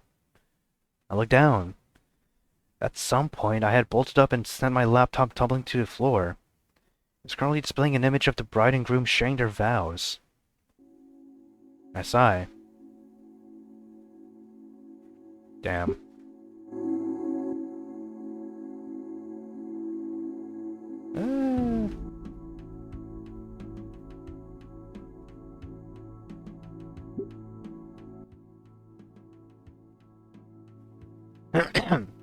Olivia, what are we fighting for? I'm the one fighting. You didn't do anything. I'm just frustrated and angry and in a bad mood. Did you have a bad stream or something? She gives me a frustrated sigh. No. For fuck's sake, Zinko, my life isn't just all streaming. I'm sorry, I never said it was. Sometimes it feels that way. Whether I'm shut in a room streaming to an audience or shut in a room playing video games and watching anime, what's the fucking difference? I haven't done anything. I haven't made any more progress. That isn't true. You still you still pay your half of the rent. Oh my god. Uh she sighs angrily, and I know I've said something stupid. Inko, is this all we are? Just roommates? I sit beside her and hold her hand. What are we still doing? We're getting by. I don't want to just be getting by. I wanted more than this by now. You've made so much progress, though. Have I? It's not like how it was years ago, and it's easy to make progress when you've hit rock bottom. At first, it did feel good to make that progress. I felt more alive than I had in a long time. I felt like I was going somewhere, that I was going to be someone. Then at a certain point, I just leveled out and haven't made any progress since. Sure, streaming can be fun. And Liz still helps me sell the occasional painting. But now I just feel mediocre. And I know that without you, I'd just be living famine or feast. Our business is still just starting. You mean your business? I know you still print copies of my paintings, but the bulk of your income still comes from your photography and... No. I hate this. I hate talking about money like that's all that matters. I just don't feel the passion I used to. I feel like something is holding me back. I can't for the life of me figure out what it is. But more than that, Inko, I'm scared. Scared of what? I'm scared of holding you back. Olivia, how could you say that? Hold me back? Look at me. I'd be nothing without you. I don't even like thinking about where I'd be, let alone what I'd be without you. I'm sorry if I haven't been showing it lately, but you mean everything to me. I've just gotten so used to life with you that sometimes it's easy to take you for granted. But, believe me, I wouldn't even be able to function without you. Just thinking about not having you in my life makes me feel panicky. You haven't been holding me back. If anything, a sudden realization hits me, and it's strong enough to make me tear up with remorse. I've been holding you back. Her voice is gentle and soothing. No, you haven't. I can't imagine where I'd be without you either. But you're right. I did pity you. I loved you, but I didn't always have faith in you. That's not true. You still encouraged and helped me when I needed it most. And you're right. It was my decision to not sell that painting. I was afraid of letting it go. I've always been afraid of letting go. Frankly, it's something of a miracle I've even made it this far. Without you, I'd be... I don't know, still living with the pain, shut in my room all day like a recluse. I think you're being too hard on yourself, but I have faith you haven't stopped yet. You just hit a plateau is all. Listen, my work can wait. Why don't we go to Dynamo's like we used to? Can't even remember the last time we went there. I hope it's still there. So many places we used to like are gone now. I was thinking about it the other day. It's still there. She gives a happy whine and wagged her tail. Anchovies? Yes. Absolutely. Okay. But I'm still not sharing. Okay, this is a much happier ending too. It was a nostalgic experience for the both of us. The feeling of coming back to an old haunt was bittersweet, and at times I almost felt myself tearing up with regret. Dynamos was the same, but we weren't. We were adults now, and life had a way of separating us from friends and family. Even if they were still there, the fire of friendship and family wasn't quite as strong as before. I supposed it was long overdue for some rekindling, but between my hectic and unpredictable work schedule, I didn't know where to begin to stoke those old flames. But this was nice enough for now, just being there with her. Later that night, she asked me to carry her to our bed like I used to. We lay side by side, and after a while, I realized I was gazing up at the ceiling, not blinking. Aww. Aww, that...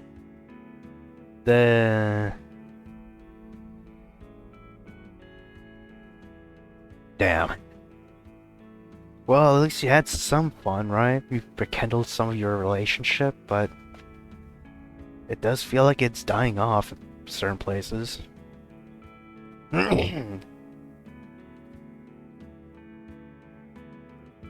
autopilot had been turned off and I was gazing at nothing, feeling the weight of my own life on my shoulders. I had also wanted more than this by now. I had wanted more for her as well. But somewhere along the way, the magic just gradually faded as I stepped into adulthood. And it seemed like she had only one foot in my world and the other foot in hers. Her world was still full of the magic she shared when painting. My world may as well have been peeking at other people's worlds and happiness with what I realized was growing envy. Yeah, with the ironic fact that when the laptop fell, it was showing that wedding couple with their vows and shit. Hey, you're not looking at nothing. I was just thinking, again. About what? About us. I'm sorry I yelled at you. It's alright. Maybe we can still contact that Macduff guy and sell it if you want. She sighed. No, that's in the past. It was my decision. But you're right, I did speak up for you. Like I said, I'm pretty sure we had to give their advice and then recant that, basically. And I could have said something more, but I was afraid of letting go. When I painted that, it felt like for a moment he was there beside me. Oh shit, my thing. I didn't want to finish painting. I wanted to paint it forever. She breaks down in tears. I don't want to let go, and I still don't. It still hurts. Even after all this time, it still hurts. Aw. Alright. Oh shit. Wrong letter. Wrong key, whatever. Man. Yeah, this is definitely more fleshed out than ending 1 and 3.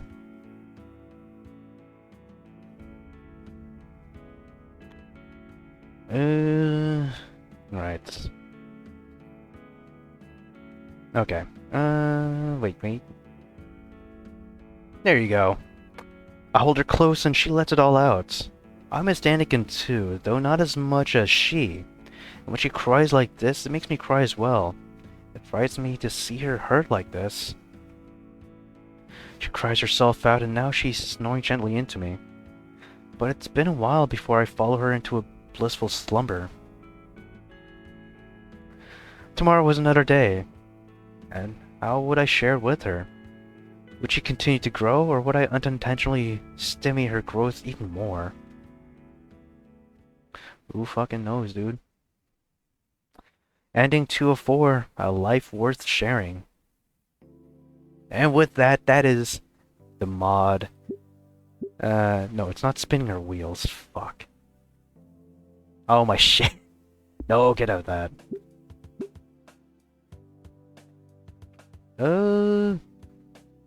Rebirth and recovery. Yeah, that's the thing. Also, I just noticed... Oh wait, it's there. Whoopsie days. I was about to say it's not there anymore, but no, I'm just fucking retarded.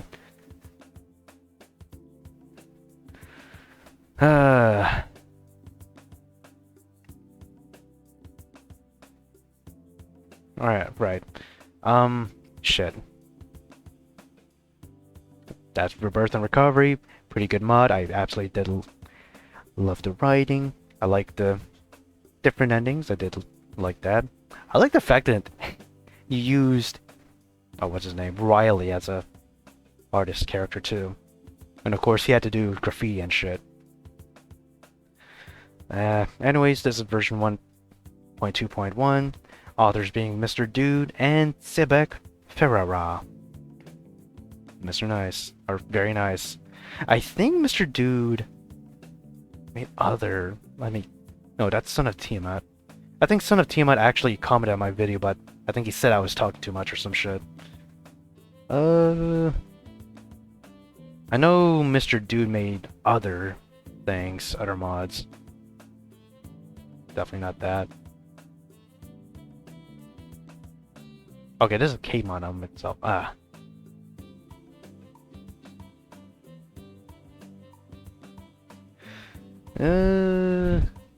Okay.